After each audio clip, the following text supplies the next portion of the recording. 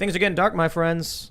Today, the January 6th committee put out a list of people for whom they demand the private records of, and it includes tons of prominent Trump supporters, activists. I think it's members of Congress even, right?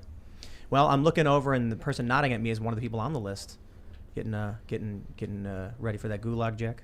I am on the official regime enemies list. It is not the first time I have made a regime enemies list. I have so many people I need to thank for allowing me this moment. But in all seriousness, this represents a turning point, right? This has gotten, and for me and for my family, I've had conversations with with my wife, who's actually here tonight, and my parents. What does this mean going forward? Because here's the thing: is that this is a first step. This is a first step. This is overwhelmingly it's Democrat, and I don't think it's fair to say Republican, because you got like Kinzinger and Cheney. Yeah, but it's establishment, authoritarian. It's you. It's Jack Posobiec. I mean, it's a huge list. You've got Alex Jones. You got Steve Bannon. You got Scott Pressler. Donald Trump, his entire family. A huge slew of Trump officials, to include Kash Patel, who, if anyone has seen Plot Against the President, knows what Kash did behind the scenes. So he's been put on the list, by the way, to neutralize him. So that puts him in a bind that he can't now go and operate out. You've got people that were part of the administration, people are in and around the administration. It's basically, if you are a public Trump supporter, you have now been put on this list. And they are now requesting, and I say requesting, it is a subpoena for your private communications between April 2020, all the way back April 2020, forward through January 2021. We'll definitely get into all of the nitty-gritty details, but suffice it to say, wow, man, this is the biggest red flag. It is a 20-foot red flag raising, on top of a building. This is not just like, hey, man, that's crazy. I mean, people want to criticize me for saying things like civil war or balkanization. The government just targeted. I mean, some of the names on this list are like run-of-the-mill Twitter activists, and they're demanding the private details of these people. This is how it begins. So we got to talk about that. We got to talk about, vaccine mandates and lockdown stuff. Plus, maybe we'll bring up Australia a little bit, because they're doing those camps. But we have a lot. There's a lot going on. But I feel like this opening story is it's the biggest story of maybe the past of our generation. In fact. A list was put out by the U.S. government targeting political activists, dissidents. It's freaky, man. But we're also hanging out with Daniel Turner. You want to introduce yourself? Daniel Turner, Power of the Future. I think this is 5th time back on the show, and it's great to be here. Yeah, so thank you for having me on again. You guys went on a trip to Alaska. We did, yeah. So we were like, we should have you guys come in and talk about energy independence and obviously what's been happening in the U.S. with Biden's policies. And then the day you're supposed to come, we get this list drop. Jack's on it, and we're like, wow. Well, so we'll get into that stuff. That trumps a little bit. Trumps. You can't say circle back now either. No. Oh yeah, it's true. Yeah, it's stolen. But we'll get into all this stuff for sure. Man, this is heavy stuff. We got Ian. Is this confirmed? It's a government list, because I'm seeing it's from this dude, this journalist put this list out. It's from the January 6th committee. Yeah, this is the January 6th, the select committee commission that they've set up for the investigation into the January 6th. It was a riot at the Capitol. And they're now targeting. And keep in mind that the vast majority of the people on this list, I have to go check it again, were not participants or members in any way. Weren't there of what happened there. It's an excuse, and the FBI. This is moving the chains. This is moving the chains Patriot Act forward. Let's say we'll get into it. There's so much. We got Lydia. I am pushing buttons in the corner. I'm going to be super quiet today, because I am really ready to listen to what's going on with this weird and crazy list and why Jack's on it. What did Jack do? Now, before we get into the apocalypse, we do have a sponsor who loves being a part of the show. Thank you so much, BioTrust, because we talk about really heavy things, and you're a great sponsor for the show. Go to eatrightandfeelwell.com to get your Keto Elevate MCT oil powder. So if you want to get better energy, better mental clarity, or you're doing the keto diet, this stuff's fantastic. It is medium chain triglyceride oil powder. I'll tell you what I do. And actually, Ian just did. He put it in his coffee. So good. It's like creamer, almost, So I mix it in my coffee every day, and it basically acts like a creamer, but it's almost like a coconut oil, I guess. And it's got all of this really great fat that your body can use for energy. And so you'll get 51% off if you go to eatrightandfeelwell.com. They say it increases ketone levels inside your body, in turn supporting boosted metabolism, elevated energy, and enhanced mental focus. When you go to eatrightandfeelwell.com, you get a 60-day money-back guarantee. They say that Keto Elevate is very gentle on your stomach. 5 grams of the highly sought-after MCT-C8 per scoop. It is the most advanced MCT powder on the market today. When you get free shipping on every single order. For every order today, BioTrust donates a nutritious meal to a hungry child in your honor through their partnership with NoKidHungry.org. To date, BioTrust has provided over 5 million meals to hungry kids. Please help them hit their goal of 6 million meals this year. Plus, you get free VIP live health and fitness coaching from BioTrust's team of expert nutrition and health coaches for life with every order, and their e-report, the top 14 ketogenic foods with every order. Again, eatrightandfeelwell.com. And I'll just tell you, I accidentally started doing keto just because we did like a crab day and I was eating nothing but like, fats and cheese and stuff. I feel absolutely fantastic. Cut the sugars out. Ian's always complaining about sugars, and I was like, I'm just going to go for it because I was using this stuff just like naturally. And now I'm like, you know what? I need to just guzzle this stuff, put in all my coffee and my drinks. And again, thanks BioTrust for being sponsors. Don't forget, go to timcast.com, become a member. We're going to have a bonus member segment coming up as we do Monday through Thursday. If you're a member, you get access to that. And your support helps fund our journalism. And you'll also get an ad-free experience. But don't forget to like this video, subscribe to this channel, share the show with your friends. Now let's talk about the apocalypse. From CNBC, January 6th committee demands a huge trove of Trump White House records. Burying the lead here. This is the official reporting from CNBC.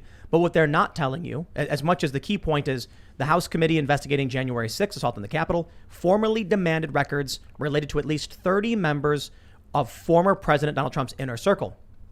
What they don't include in this is that the list includes a ton of other people. We're talking like run-of-the-mill activists. We're talking about, look, you got Scott Presler. Why is Scott Presler on this list for a demand for records? Scott Presler is an activist who registers Republicans to vote and cleans up garbage. What does he have to do with January 6th? You got Alex Jones, Owen Schroyer. I don't even know who some of these people are. Do you guys know who Tracy Diaz is? No disrespect. Negative. I don't know who that is. That's Tracy Beans. On Twitter? I don't know. Yeah, so I don't even know. I mean, was Tracy even there? I have no idea. So all of these names on this list, these are the official demands. They want all of these names. Look at this one. They say they want all documents and communications within the White House on January 6, 2021, relating in any way to the following. And they say the January 6 rally, the march, Donald J. Trump, Sarah Matthews, Hope Hicks, Mark Meadows, Dan Scavino, Pat Cipollone, Mark Short, Patrick Philbin, Eric Hirschman, Stephen Miller, Greg Jacob. I mean, it's everybody. It's Trump's admin. You've got Kayleigh McEnany. Then you go down. I think the really scariest thing about this is when they start naming activists. From April 1st, 2020 through January 20th, 2021, all documents and communications concerning the 2020 election and relating to the following individuals. And that's where we see, Ali Alexander, Brandon Strzok, Rose Tennant, Vernon Jones, Michael Flynn, Alex Jones, Owen Schroyer, Scott Presler, Jack Posobiec, Angela Stanton King, George Papadopoulos, Mark Burns, Roger Stone, George Flynn. I mean, I don't even know, Enrique Tarrio, Michael Kodry. I don't even know who some of these people are. But these are not politicians. Katrina Pearson. Who's that? She was the spokesman for the Trump campaign in 2016, the chief spokesman. And were these people there? No. Why do they want No, communications by going and back large, a these people- year before? And keep in mind, This is so not about what January it 6th, says, what it says, and my legal team has been over this with a fine tooth comb. What they're requesting for, if you look at this specific subsection where it names, kind of the activists, it doesn't even mention the actual January 6th event itself. It just says all documents and communications concerning the 2020 election from April to January 20th. So essentially, if you had any comment whatsoever, any communication whatsoever with the government from that entire, it's almost a year that they're asking for of the private records, personal communications that they are trying to subpoena. This has nothing to do with January 6th. And I'll tell you very quickly, what they're trying to do with me, and I know exactly what they're trying to do with me, is they are trying to go after my White House sources. They want to know who it is that I've been in communication with at the White House that, of course, is being done in a way where I'm keeping them private. They're giving me information. It's a network of people that send stuff to me, and then I get it out, right? They know that this has been a thorn in the side of the Biden administration because there are some people that are even in the Biden administration that are looking at this. They want to get into my records, and they want to get that out. Well, I'm here to say right now to Nancy Pelosi and anybody else, you're not getting it. You're not getting my sources. You can send whatever you want to me. You can do whatever you want to me. I'm not giving it up because these people are patriots. They are telling me the truth. They're telling me the truth about what's going on when it comes to COVID and the government's response. They're telling me the truth about what's going on the ground in Kabul. They're telling me the truth about what's actually going on behind the scenes at the White House, as opposed to the lies that you people are putting out in your press briefings. And so if you want to come for it, you better be ready. You absolutely better be ready. And your stand is admirable, and they're going to come after you, and you're a hero for standing up to them. This is a twofold, in my opinion, a process. The first is to punish those people who are on the wrong side. This is to punish them, you specifically, the people on this list. This is the scary part of using political power, is to punish your enemies. But the second part also is to send a warning for people in the future. Don't join the wrong side, because this is what's going to happen to you. This is meant to silence and scare people who want to get politically active. The only reason why I didn't go January 6th is because, like, I had something on the farm. It was a 2-hour drive. I think it was cold and raining, and I kind of actually felt bad. I was like, you know what? I should be there. There's like 40,000 people. But like, I just can't, I can't make it. I honestly couldn't make it. And it was like, I can't. But what if, how many people would have made the same decision? And that is to say to people like me, next time there's a rally like this, don't go, Daniel, because you look what they'll do to you. Owen Schroyer just got charged. He was released. I guess he can't talk about it. But so the way this works is they're making a demand for internal government documentation on these individuals. That's correct, Jack?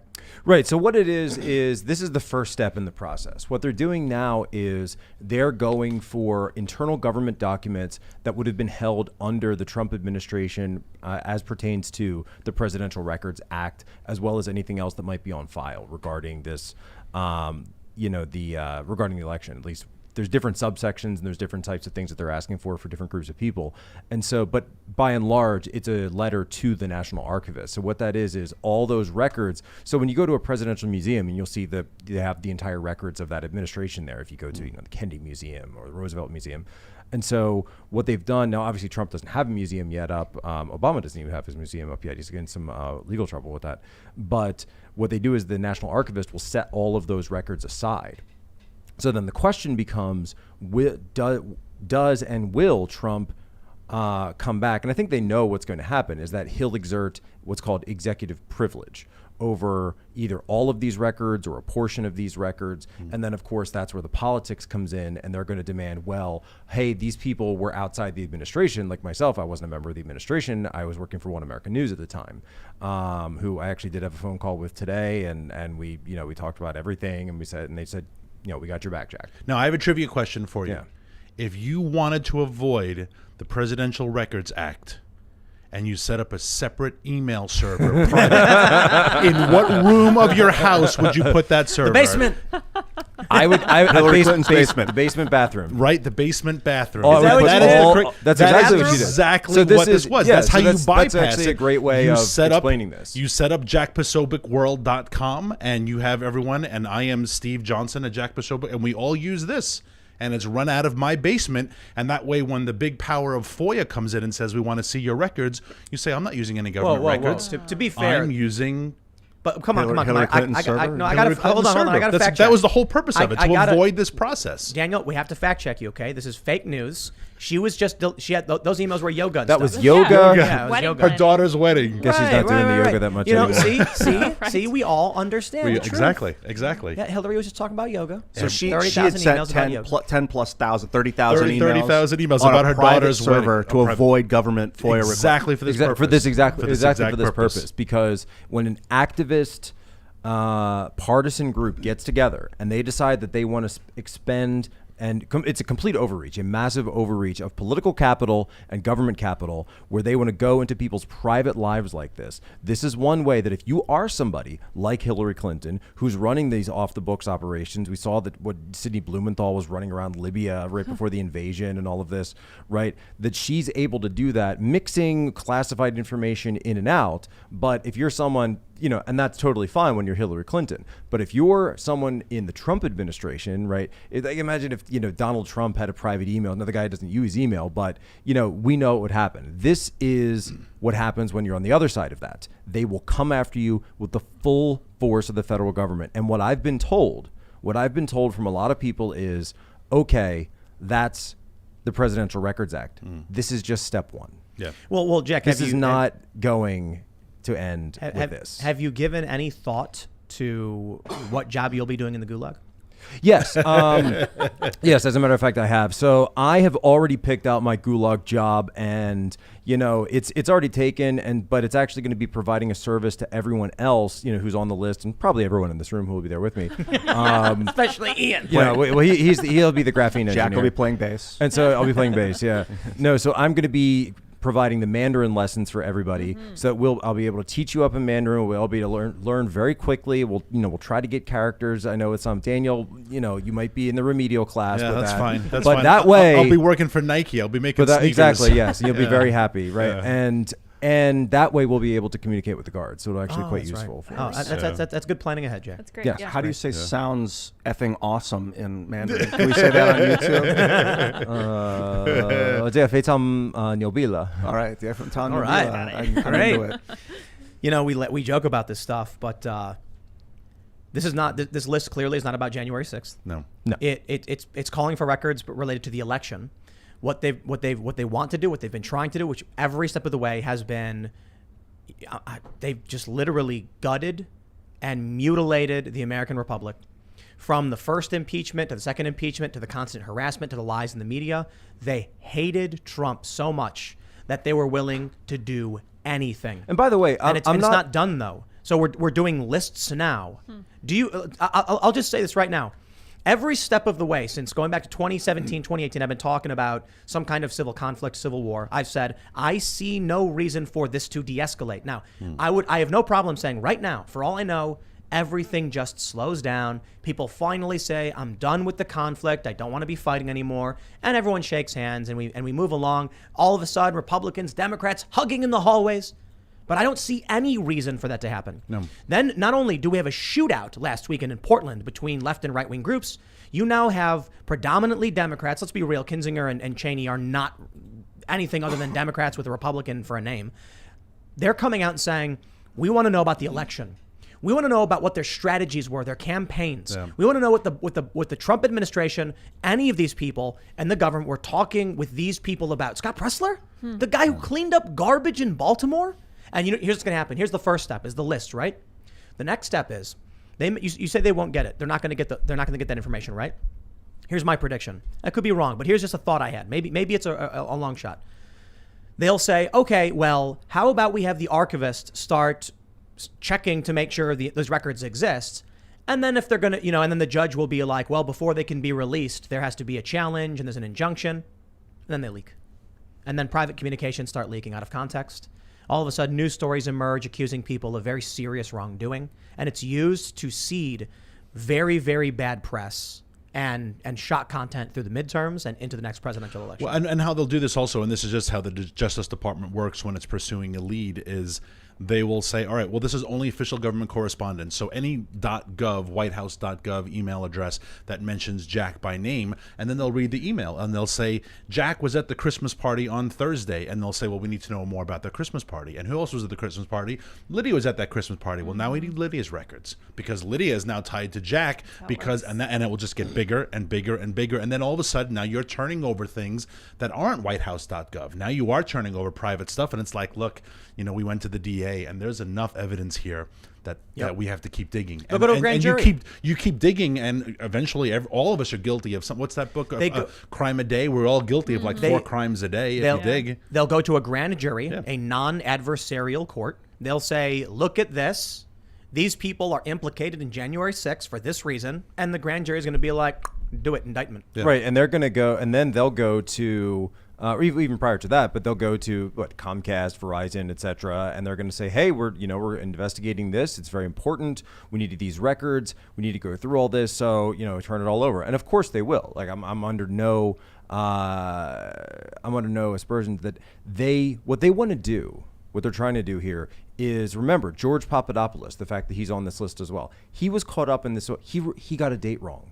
Right, he got a date wrong in the first one of these witch hunts during Russiagate. So he got the date wrong in Russiagate, and so he went to jail for a week because when he sat down and had that conversation, he couldn't remember when he met the guy who talked about Hillary's emails. And I said it was this day, but it was actually a month before. A year later, right? That's how they get you. That's what they're looking for, is perjury traps. That's why Trump refused to go in person and said he'd have his lawyer draft a letter. Written only, right? So my lawyers are preparing a number of methods to prevent any of this. But if they do try to subpoena me and ask me to go for any of my sources, that's the hard line. I will not give you anything in regards to that. In fact, I'm not going to comply with any of these requests. If I have any choice in the matter whatsoever, I'm not going to comply. I'm not going to have anything to do with this. I'm not going to listen to what you say. Look, I spent a year at Guantanamo Bay already. Send me back. I don't care. Send me to Gitmo. I've been there already once. I'll do it again. You weren't there as a prisoner. Yeah, you have to phrase that properly. Don't care. Not much difference. Honestly, not much difference between I've been on one side of the glass and I'll be on the other side of the glass. I don't care. I want to Lydia pull up this graphic. Yeah. This is an image that we've seen before on the show, and we debated whether or not it was true and correct, but it's the 10 stages of genocide. Now, the first thing is that this graphic we have is an oversimplification of the actual 10 stages of genocide. That was initially written, I think it was written by a historian or academic, talking about what we see through various authoritarian dictatorships. But let me just read some for you. They said the first stage is classification. People are divided into us and them. Stage 2 is symbolization. People are forced to identify themselves. 3, discrimination. People begin to face systematic discrimination. 4 is dehumanization. People equated with animals, vermin, or diseases. 5 is organization. The government creates specific groups, police and military, to enforce the policies. 6 is polarization. The government broadcasts propaganda to turn the populace against the group. 7 is preparation. Official action to remove and relocate people. 8 is persecution. The beginning of murders, theft of property, trial massacres. 9 is extermination, wholesale elimination of the group. And 10 is denial. The government denies that it committed any crime. Now, I don't think that this is a linear path. I think it's just several things you see in genocide or dictatorship. So I'll just very quickly say, well, the last time we talked about this, we got to number 2, people are forced to identify themselves. And it's like, where are people being forced to identify themselves? Yeah. Now in Australia, political, gender, pronouns. On COVID, No, you're not being forced. You're not being forced. On COVID, I think we're on step 7. Right. Now the COVID passports is kind of like I mean, identify yourself. Are you? So let's Are talk. you the virus? So the conversation we're having before was about obviously January 6th they put out this list of a bunch of people, including Trump activists. But when you think about it in terms of the vaccine, this list is scary. I mean, for one, us and them. Oh yeah, they keep going on TV saying that all of this is the fault of the people who aren't vaccinated. People are forced to identify themselves. Yes, they're mandating that you reveal your identification at buildings. People are facing systematic discrimination. Yeah, you can't go into buildings. People are equated with animals, vermin, or diseases. Horse medicine. They're talking about people who are taking ivermectin, not FDA approved for use in COVID, mind you, but they're equating it with animal. The government creates specific groups, police and military, to enforce the policies. Are we there yet? Is that happening? Is there a specific group that's been created for this? Well, the Capitol Police has been expanded. But that's more MAGA true, stuff. yeah. That's not vaccine-related stuff. They say the government broadcasts propaganda. Well, I mean, Fauci won't shut up. And then official action to remove and relocate people. I'll tell you this. I don't think we're there yet in terms of the vaccine, but you have various aspects of this across the board. We got to be careful we don't play into this either, because the first one, us and them, I've noticed when I have conversations here and in general, I talk about them like they are the Biden crew or whatever, the deep state, whatever I'm feeding this. And if I keep talking, lazily acting like that, they're going to keep acting like, see, I just did it again. There is no they. It's us. We are humans on Earth together. Yeah, Ian, that's utopian thinking. Well, but if we don't go that direction, we're going to start dividing people. So that's like saying it's very easy to lead someone who's thinking in those terms. And you hear this. By the way, what you just said is, if you tune into MSNBC or CNN right now and you listen to how they talk about these medical mandates, they always use terms of we and us. We need to do this. To we them. need to do that. Right? It's always we. It's always We us. need to make things harder for them. They've Right, said and that it's on like, TV. well, And- who is we? And look in at the this way they talk situation? about we. Who are you? What was the adjective we kept using in Alaska when they talked about the crowd who was at Obama's birthday party? How they described Sophisticated. themselves? We are Yes. We're sophisticated. sophisticated. We're a sophisticated, vaccinated class, right? That's why there was no concern about that party. It was a sophisticated. We are the enlightened ones. We're the smart ones. We are. You know, Bill Maher made this 5, 6, well, maybe it was about a year and a half ago on one of his monologues where he talked about Middle America. Right? We have Wolfgang Puck. They have Chef Boyardee. Oh, yeah, I Right. remember. Yeah. We have this, they have that. They're envious of us. So I appreciate what you're saying from the humanitarian perspective. I wish we were a we, but I fear that if I don't have a they versus us, they're going to kill me. Like they talk about me, you know, what they're doing to you with this January 6th commission right now. They have complete desire to eradicate me from the political space, from the discourse space, from the what I do for a living. And so if I don't put up boundaries, they're coming after And me. remember, what we've also seen that's going on, and this is something that I'm going to get into if they want to pursue this with me, is they will set up operations, and we've seen this in the past, we've seen this even just last year, where the federal government and the FBI will use a system of informants and plants that will go into various groups, these sort of like edge case groups, Discord chats, Facebook groups, and then they will become accelerants. So they will accelerate what's going on. They will become accelerationists for that specific unit, that specific group of people, whether it's a militia or something. And we are going to get onto all of that, Nancy Pelosi. I want to find Nancy Pelosi's personal communications that were members of these militias. I want to go after all the communications that her and her staff have had with Stuart Rhodes and the Oath Keepers. I want you know what the Senate to said. all the rest of it. I want to make a point to wrap up what Ian said. There's only one thing you need to understand to understand, so you know that this is just not correct.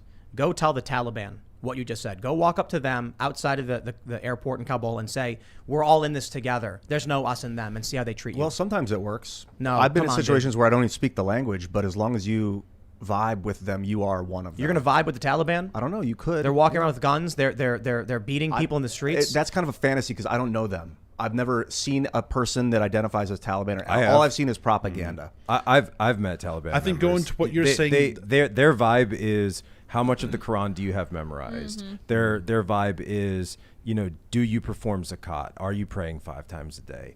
and you're an American. You It know, doesn't matter. I like you know, the Quran, though. Have It's you, interesting. Have you I mean, I could- submitted to Islam? Right. It Right. yes and no, but it doesn't matter. And if you're an American right now, then you're immediate like there are situations- practice some Russian if you're over where there there. are situations Why did where- they beat that Australian guy? There was an Australian guy just walking to the airport, and they just started beating him. Why would they do that? I don't know, but it's just us, right? I see partly what you're saying because there are situations where it can become so volatile that if you insert yourself, you'll be destroyed in a moment. But What do you think is happening but when we they can put also together create a that list volatility. of people? This Do is you- part of that, creating that volatility. If we can also create that volatility if we want. So it's like you can acknowledge that it's there without propelling it. Ignoring the problem won't make it stop. No, I'm not As saying a- to ignore it. I'm just saying don't feed I'll it. put it this way: as you know, as a Catholic, I believe that, you know, that there is a heaven, and in that wonderful, you know, the new Eden, the new kingdom, that it will be us, and we will all be one, and we will all be together. But in this current moment, in this part of the movie that we're in right now, in what we're living through, what I am personally living through, when I look at my kids, when I put them to bed and think, is this the last time I'm going to see them because somebody's going to come knock on my door and take me away? With CNN getting Because tipped off. with CNN getting tipped off because of my opinions, right? I don't really have that luxury right now. But I do have my rosary, and I say that every day. But that's all I got. You raised an interesting point, and I think this is where our system is rigged, and it is very messed up. In that you said, I'd love to see Nancy Pelosi's correspondence, but Congress is exempt. Right? Congress doesn't have to share their records. No one has the authority to ask for Nancy Pelosi's records. Now, she has the authority to ask for the president's records. I find that a huge flaw with our problem, right? FOIA does not exist in the judicial, in the legislative branch. You can't ask your senator, your congressman. I'll get them. Well, if someone leaks them, I'll get 'em. But my point is that you don't have she has tools. She doesn't know how far my network goes. I'm going to get That's them. not what I'm saying. I'm saying that legally she Yes, has I see tools. what you're saying. You don't. Right. We don't. And not everyone is Jack Posobiec. But Daniel, these are better men. That's not well. They're so exactly. sophisticated, though. Yeah, Dan. they are They're sophisticated. so sophisticated. And they're so much and, better and than that us. is a huge Every way. problem with the way things are structured right now. And so you can subpoena.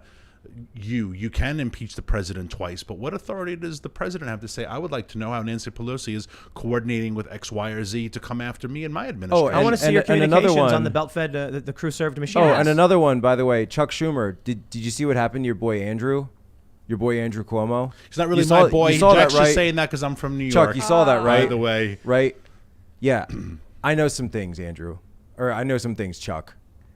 Don't go there. Don't go there. They're going there. Okay, Chuck. You know what's funny is when you look over in Australia, we got Okay. they're building camps. You know what I saw? What's really funny? Check this out. You see, they have the QR codes as well on the doors. Yeah, on yeah, the, on the yeah. They're buildings. putting they're putting signs on people's doors. You see this? Suspected of having COVID. Now here's the best No, so part. you have to swipe in. It's wow. it's grocery stores. It's where when you go to work. If you're going, I don't know if churches are open. And now I think this is mainly the New South Wales. It's that one area Yeah. where it's worse. It is It's like everybody. Minority Report, man. You know what I saw today? I looked at this article from 9 News Australia. They have an interactive map of all of the areas of New South Wales that are under lockdown. Surprise, surprise, it's all of them. And stay-at-home orders. You're only allowed to leave for very specific things. But Chris Hemsworth went out surfing. You know why? Because if you're rich, you're exempt. Sophisticated. Absolutely. And there's been people complaining about it, saying, how come the rich people are at the beach? And they said, shut your mouth, peasant. Do you think anyone's going to arrest Chris Hemsworth? He's a national icon. He's a treasure. He's exempted, just like our politicians are exempt from all of our COVID Now, rules. I want to make sure this is clear. I think Chris Hemsworth's rad. I don't blame him for this. Good I actor. think the government Everyone is implementing. I'll put it this way. I don't think it's the fault of Chris Hemsworth that he's successful and able to go to the beach. Nope. I think what that really means is the government is purposefully punishing the poor. They are purposefully beating down poor people. Yeah. That's the problem. Did you see the churches that they were going after? No. You know, I saw this video, and it's amazing because I looked up the anchor's name because the guy had tweeted it out. It was like a local news thing in Australia, and the guy's name was actually Peter Overton. Right? So his name is Wow. actually Overton. Wow. Simulation. Right? Simulation, right? And then they go and they interview somebody, and he said, and it's this like, you know, pasty white guy with a mask going, well, I just had to call the police on this church, and what they were doing was just so wrong, and it was terrible. He's like at the vocal fry, you know, and you look at the church, and these are like the majority of them appear to be immigrants to Australia, and they. Not well off. I mean, this is like folding chairs and like not well off church, but it was a place where people were going because they were looking for some semblance of connection to the eternal and to the infinite, something positive, a sense of community where they could get over. And because and you should hear the way, I don't know if you have the clip of it, but the way they're talking about this church, they called them arrogant and they called them greedy and self-interested. And I'm like, these are Christians you're referring to this way, people who are not affluent, people who aren't on fancy news networks like Peter Overton. You raised a right? great point of how, you know, it is punishing the poor. And when Obama had his birthday party a couple of weeks ago and people were saying, you know, hypocrisy, etc., I took a very different approach. And another thing that happened at the birthday party, John Kerry showed up in his private jet, right? And people said, shame on John Kerry, hypocrisy.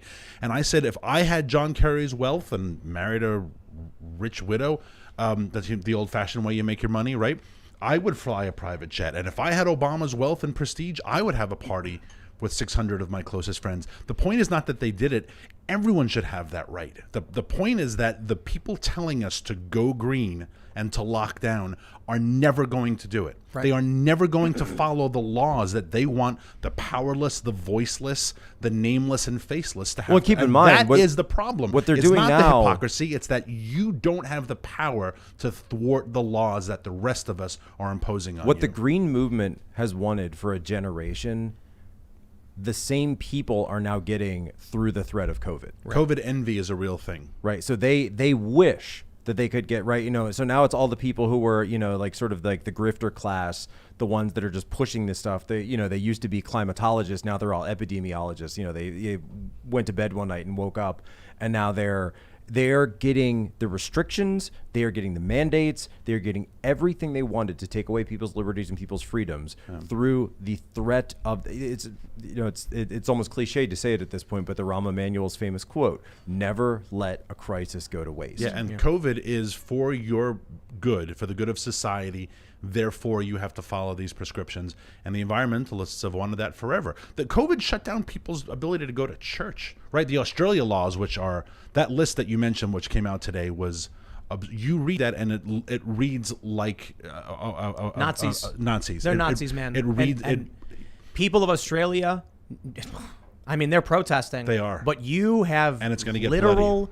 When I say literal, I'm saying $1,000 fines if they catch you outside after curfew. And at what point do the police, the Australian police, who I hope are listening to this podcast, on horseback say, "I am not going to hit this person with my..." But you see the video. Well, of did you them see the hitting people? truckers videos? At what point Yes. did the Australian police Yeah. say, "I am not obeying this order"? I saw, and it was, I saw a couple of videos where it was truckers saying, we run this country, and people realize, so you look on the map, Australia's pretty big, but if you look at the actual, I always do map breaks on Twitter. If you look at the actual populated areas, it's only around the coast, right? It's very sparsely populated. And so those truckers that are absolutely necessary as much as they are everywhere else, but really in Australia, when they're shipping those goods, when they're shipping that food, and you're starting now to hear these truckers, and they're saying, "We will shut this country down over this if you keep pushing us over this But stuff. will enough We of will them? stop."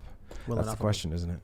Because we like to talk about the police and with the big movement to abolish the police. This is why I'm saying right now, I've been on the abolish the police train for a little bit, mostly talking to Michael Malice, and it has a lot to do with watching what happened with the lockdowns.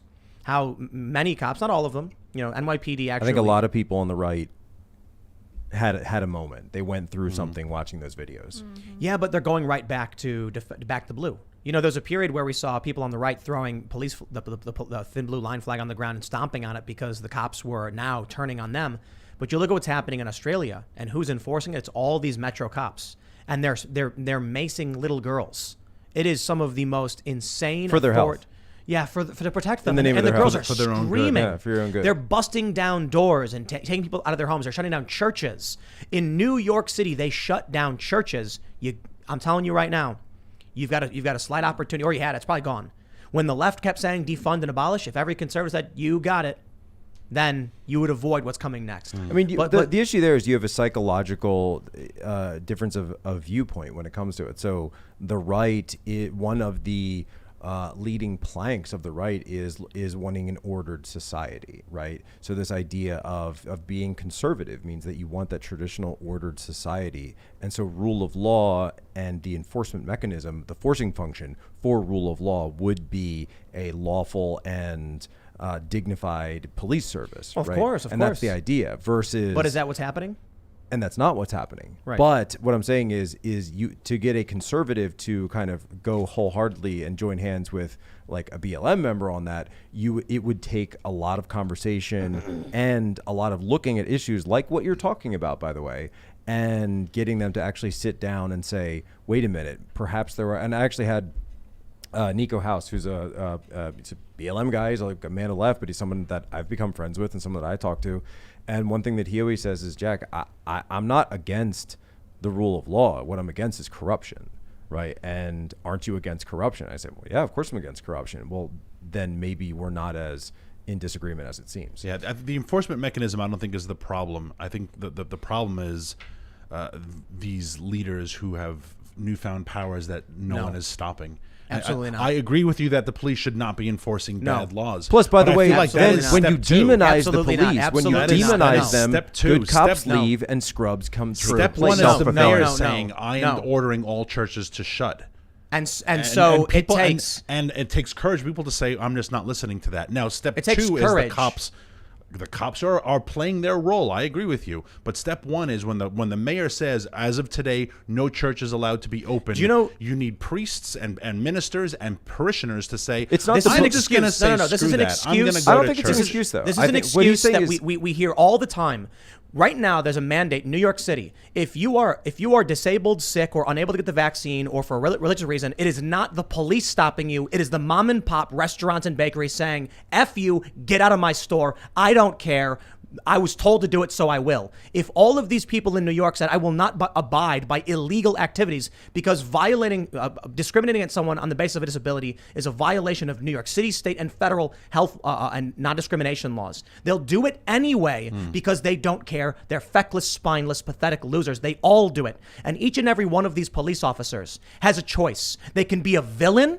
When you want to be a henchman to the villain, by all means, that's your choice. No one forces these people to be henchmen. But if the cops want to come out and say, "Yeah, I don't care if it's unconstitutional. I don't care if it violates my oath to the Constitution. I'm going to beat that old lady so she can't go to church." It's not Cuomo who did it. It's that individual police officer. I agree with you. And they're doing it to restaurants. They're doing it to salons. They're letting prisoners go and locking up small business owners. This is anarcho-tyranny. Exactly. And you see what's happening in Australia. We are a few months behind where they've been. Now, we have a constitution which does provide us some shielding on this. But if police officers have already been willing to arrest and fine and block people from going to church, it's the First Amendment. So it is the they role of don't care. It is the role of individual police officers and individual ministers, priests, parish priests, and individuals, restaurant owners and bar owners. It is the role of the individual to say, "I am not following this." When you say abolish the police, we are talking about institutions, and I would argue that the institution is not the thing at flaw right now. So I disagree with the abolish the police movement because we are talking about institutional flaws. You're absolutely right. If there is a cop who is told by the sergeant, "Hey, you got to go to arrest that person because they're trying to get into the bar," And they do it every time. Well, then, and that's a huge problem. Absolutely. Yep. And then enough cops are eventually going to say, "I'm not doing it." But teachers are already quitting their jobs saying, "I'm not following that." As Jack just mentioned, so it's an individual problem. The cops who won't do it quit. And we've seen that. And I've gotten email after email. And it's And now what do we see? Hold on. What do we see in Seattle? We saw the cops apologizing to Antifa as they arrested the victim of Antifa violence. Crazy. I can sum all this up for anyone who hasn't gotten there yet. Get out of cities. Just get out of cities. Just don't be there. Right. I was joking with Michael Knowles that he had that reasons to vote for Democrats book and it's all blank on the inside. And that I was like, I should take a page out of your book and do a get out of cities book, and then just have one page, get out of cities. The next page, just don't be there. Get out of cities, just don't be there. And then 300 pages of that, which if you survival guide for the 2021 crisis. Don't be there. And I have people say, what exactly do you mean by that, Jack? And they want to drill down and kind of get into it. I said, get out of cities. But we do have institutional problems. These institutions are we used to have great broken. institutions. They're absolutely broken. Where is the ACLU?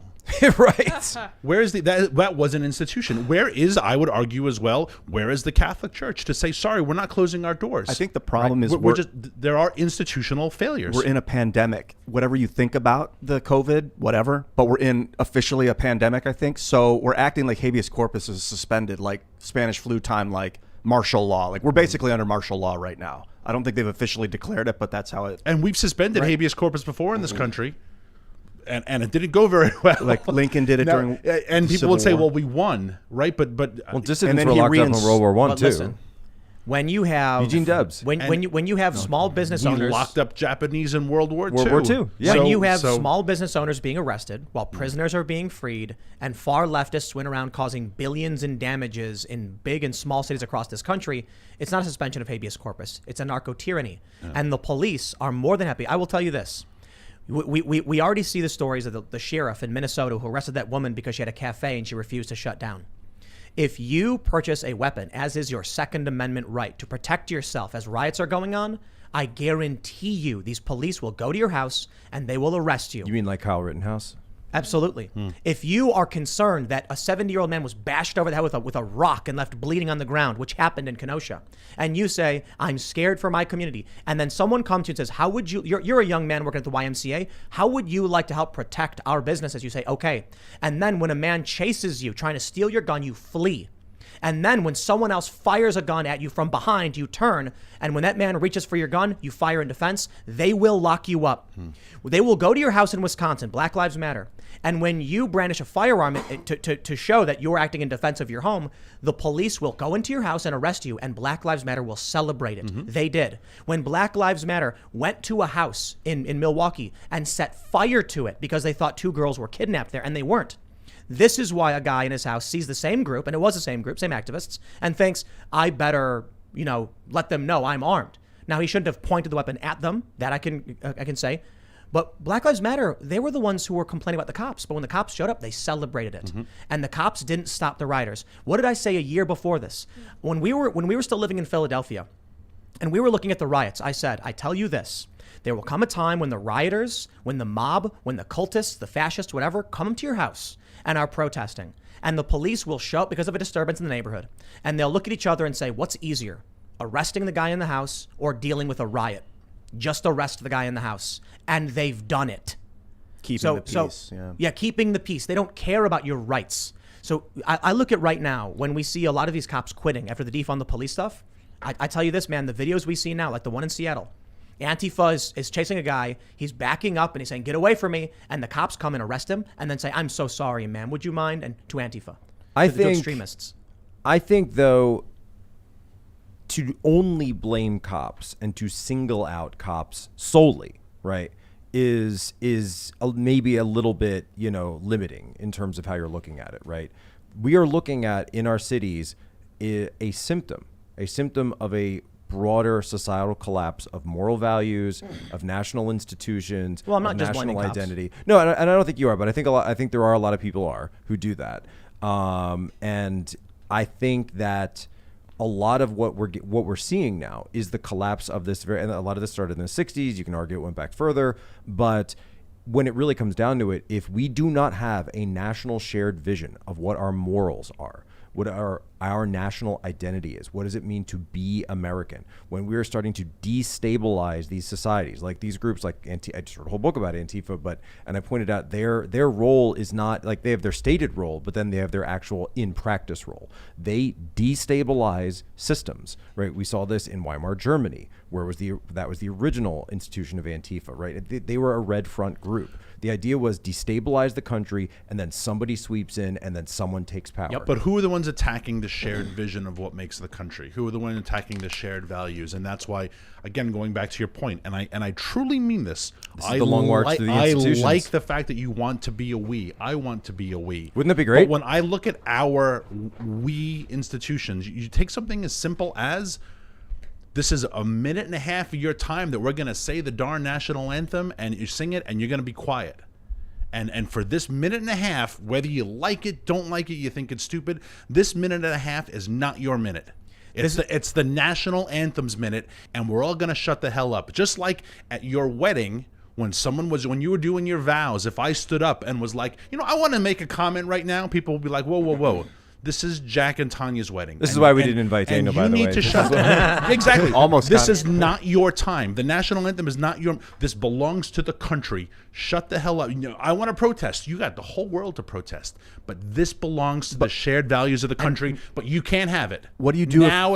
Now it's destroyed. This flag, you can't have it. This image can't have it. There are no more shared images because we are told that they are up for grabs. Let me throw this out there as well. All up for grabs. To kind of put a pin on that is what you were saying earlier, Ian. What do you think would happen if you went to Afghanistan right now and tried to set a Taliban flag on fire? You'd probably get gunned down. What do you think would happen if you went out there and you saw, a Taliban Shura Council meeting, and you walked up and started protesting? What do you think would happen? Hold on. What do you think would happen if, after the Taliban took over, you took the Afghan national flag and started carrying it through the streets? Oh, wait, that did happen. That already happened. People were brutally beaten. Exactly. What happens when you knock down a pride flag? The hate police in New York, I think it's in Queens, the hate police is out because it's on camera. Someone knocked down a pride flag. You're not allowed to do that. We have sporting events doing 2 national anthems now. Why not 3?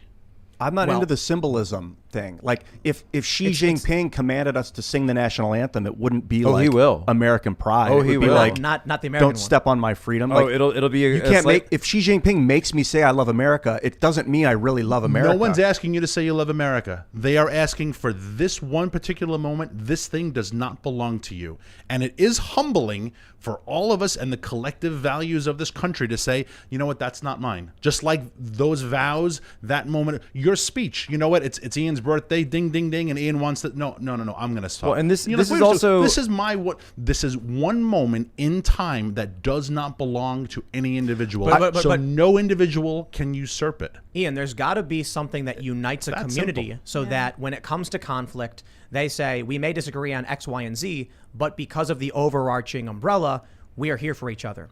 America used to be, they would talk about diversity, the great melting pot, but American culture and values always superseded. So when people talk about multiculturalism, there's two definitions. The left definition, well, I should say the original view of multiculturalism was, you can come and have Chinatown, you can have Ukrainian Village, Little Italy, Little Russia, whatever, but you followed the rules and the overarching culture of America. And you know what? People liked that. That's why they wanted to be here. But maybe they spoke Ukrainian and wanted to live by their relatives, but they still were free speech. They still were Second Amendment. They still wanted to, live in this great country. What started happening now is that multiculturalism has come to mean something different, that there are pockets that exist outside of Americans' values and cultures. When those start growing, a completely separate moral framework, there's nothing uniting two groups. You end up with two national anthems within the same space. And I'll tell you this, two objects cannot occupy the same space.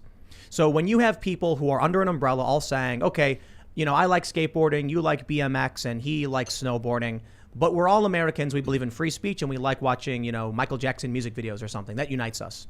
We don't have that anymore. Now you have people who say all of your movies are racist and bad, and you're not allowed to like them anymore.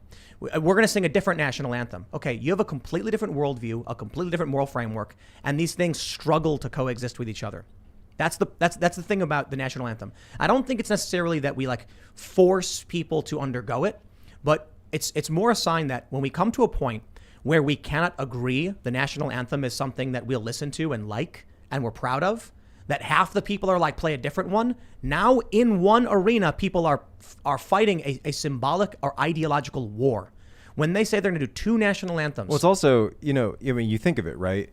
Any sporting event is already two teams and two groups of fans that are there in opposition, right? They are there to, I want to defeat you, you want to defeat me. Like I'm from Philadelphia, so whenever we were playing, where the Giants were in town, it got pretty rough. Yeah. Like we literally had I almost was attacked at a sports game. Yeah, we literally had Baltimore screaming for the Browns. Yeah, exactly. But Philly fans are the most awful people. Philly Eagles fans, no offense to Philadelphia, but we're actually quite proud of it. We're actually quite proud of it. Giants fan. Yeah, no, we Philly would have fans are we creatures. had an actual trial Holy court. cow. We had an actual trial court that would sit at the stadium, right? Because there were so many fights that broke out that they didn't even want to have to bring somebody uptown. Waste of They would time. they brought the judge to the stadium. They called it Eagles Court. That's Right, and awesome. I've seen some, and I've seen some Unbelievable stuff. creatures. But anyway, but to my point, right?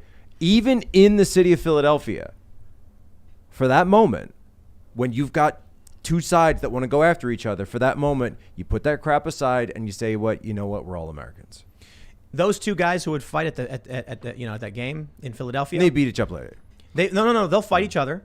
But if you went up and said something like, if you went to guy A and said, do you like America? He'd be like, of course. Guy B, do you like America? Of course. We're Right. fighting over him spilling my beer. Right, exactly. Now you go into these, well, I don't know how much the fans actually care about this stuff, but now you'll actually have, with the Olympics, for instance, in the soccer and the kneeling and everything, you'll have some people being like, America is evil and racist. The other person will be like, I like America.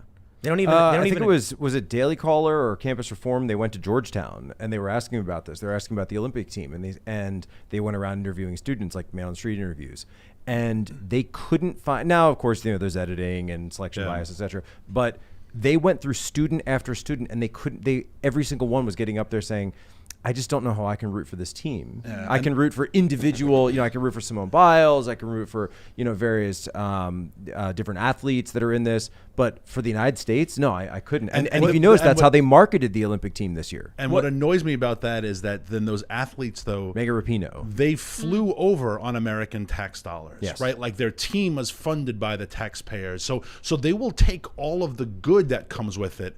But then for just that, you don't have to say, Megan Rapinoe, you love America. But for that one moment, as a courtesy to all of us who pay our damn taxes and allow this to happen for you, shut your damn pie hole. And she couldn't do that because that moment is not our moment. It's still my moment. Imagine if when Megan Rapinoe kicked the goal, all the fans were like, you know what, you don't get to celebrate. We're going to do this. And she'd be like, wait a second, this is my moment, right? Imagine if you scored a touchdown and the fans were like, you don't get to celebrate that. We all need to take a knee and protest what's happening in Bangladesh. The wide receiver would be like, what the hell? I just scored a touchdown. This is my moment. No, it's not. Megan Rapinoe, if you want to show your true protest moment, every time you scored a goal, you should have taken a knee right there. But when she scored a goal, she wanted friggin' applause. It's about her. She wanted to be congratulated. Tamyra that was Mensah our Stock. moment. Let me say one name. Tamyra Mensah Stock. Amazing. Who's that?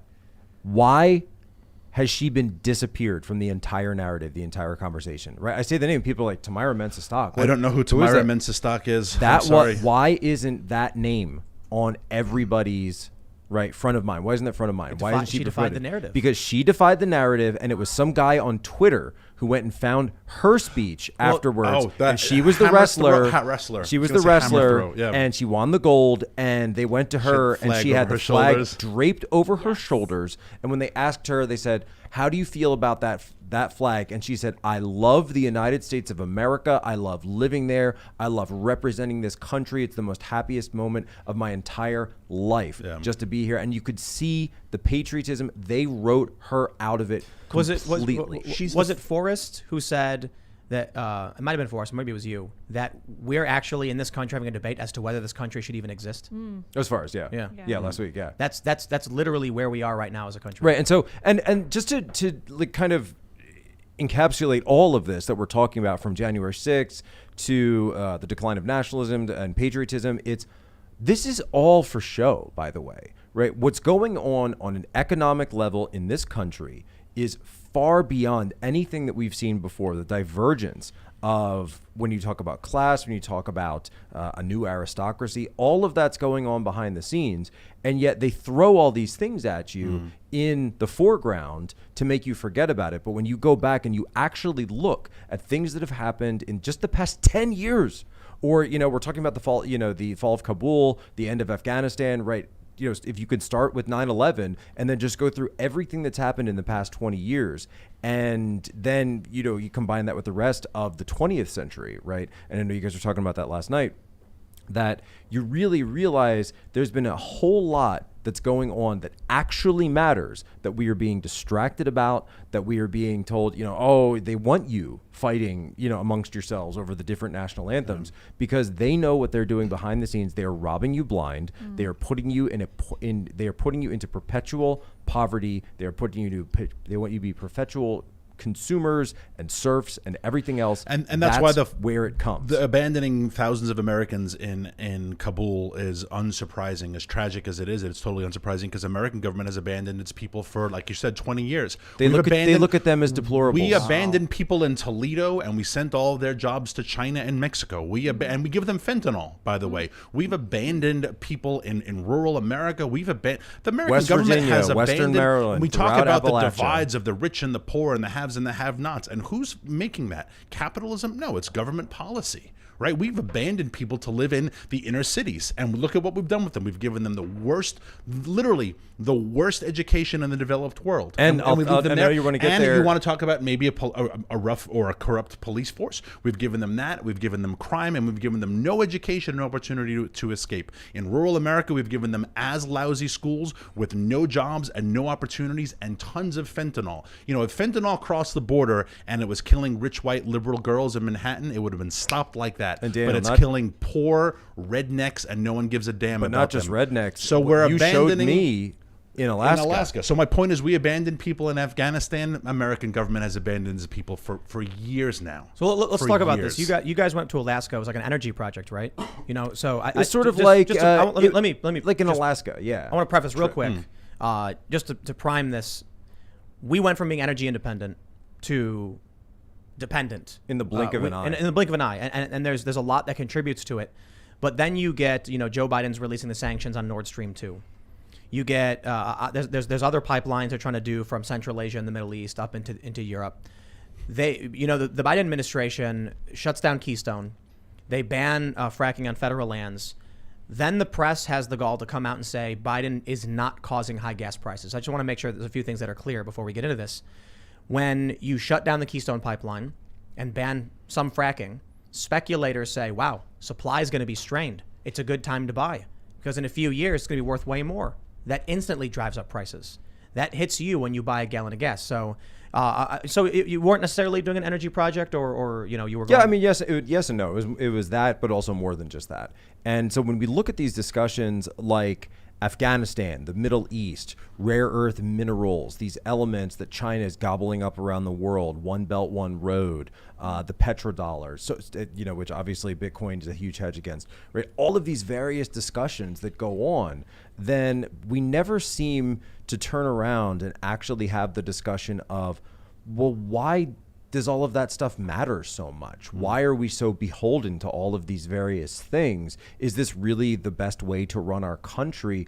What if, and I say this on Twitter, and I've been saying it more since I got back from Alaska, is what, I don't want to go straight full Fortress America, right? I want to have commerce, obviously, I want to have trade, but at the same time are we running our country in a way that's most beneficial for the American people who live here now, today? And are we developing our own resources for the benefit of our people versus putting ourselves at the mercy of these cartels like OPEC, which is a cartel, literally, the actual Mexican cartels, et cetera, and all of these other various things, because we've gotten ourselves head over heels for these international agreements rather than just looking internally, seeing what we have here and helping the people of this country. What if we spent $2 trillion and deployed our military to Alaska to nation build in Alaska? The resources, the potential energy. I know. What if we did that? Wouldn't that you would be have amazing? you would at least have a tenfold return on your investment. You'd have with a that. city? Yeah. Yeah. You'd have a city of Americans? We've been mining copper as a human race for about 5,000 years. This was a great statistic that we learned at this potential copper mine. We've been mining copper for about 5,000 Well, and years as a copper is human the big race. thing they're talking about in Afghanistan now too. Yeah, Wow. tons of copper. And lithium. Wow. Right? Copper and lithium, right? The amount of copper we have mined over the past 5,000 years, we will need twice that if we are going to all drive electric vehicles by the year 2030. Wow. Assuming that we use copper wiring. Graphene. Part of graphene is that it There you upends go. the copper industry. And if it works as a technology, fascinating. But right now we use copper. Yeah. Right. And So that industry is we need copper. entrenched. Your hybrid vehicle, your Prius, And it's has going to about- come from somewhere. has about 80 pounds of copper. And now we have a mandate. And that's just the Prius, right? The bigger ones, And the that- buses that- have up to 300 pounds of copper. That's for the electric motors, right? That's all part of the battery. coil. That's the battery, yeah, the coil. Just, the just coil. the coil. The right. coil That's for the motor. Yeah, excuse me. We're going to need a lot of copper. Where are we going to get the copper from? That's just a legit question, right? We're going to need an awful lot of lithium. We're going to need cobalt, cadmium, nickel, gold, graphite. China understands all of this, by the way, very There's well. one China. state that has all of these things, Wow. but it's our playground.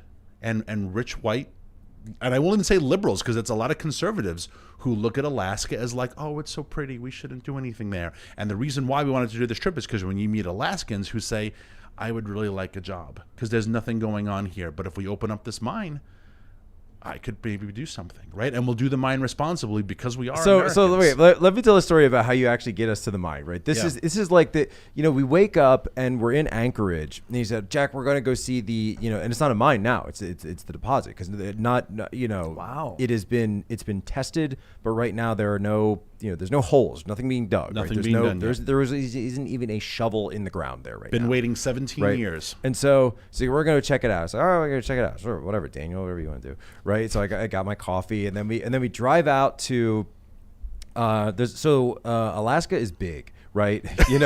And that I don't Very mean that as big. an understatement. Alaska is massive. Size of Texas, It's bigger. Two I think Texas. I think it's more like 3.5 tech size. It's massive. Tex- Absolutely massive. Texas is Texy. We anyone in the lower 38 who's never been there cannot appreciate the scale of Alaska. We just have nothing else like it. On the map, it gets squished, right? The northern Let hemisphere. me. I pulled up an overlay image. Oh, yeah. And it stretches from central Michigan to central Minnesota. The Aleutians go. If you are in Alaska, you in the easternmost point, you are in Florida, and the westernmost point, you are in Sacramento. Right. Whoa! Yes, Yeah. that is big. It stretches from unbelievable. coast to coast. To be fair, that's the Aleutian Islands. If you include the Aleutians. So Okay. if we want to say just the main landmass, Yeah. I think it would be fair to say Florida to New Nevada? Mexico. New Mexico. Jeez. Yeah. Wow. So we get in an airplane from Anchorage. We fly about an hour, right? Yeah. And then we fly about an hour. So we're going across 2 bays to get to this tiny little remote middle of nowhere Village.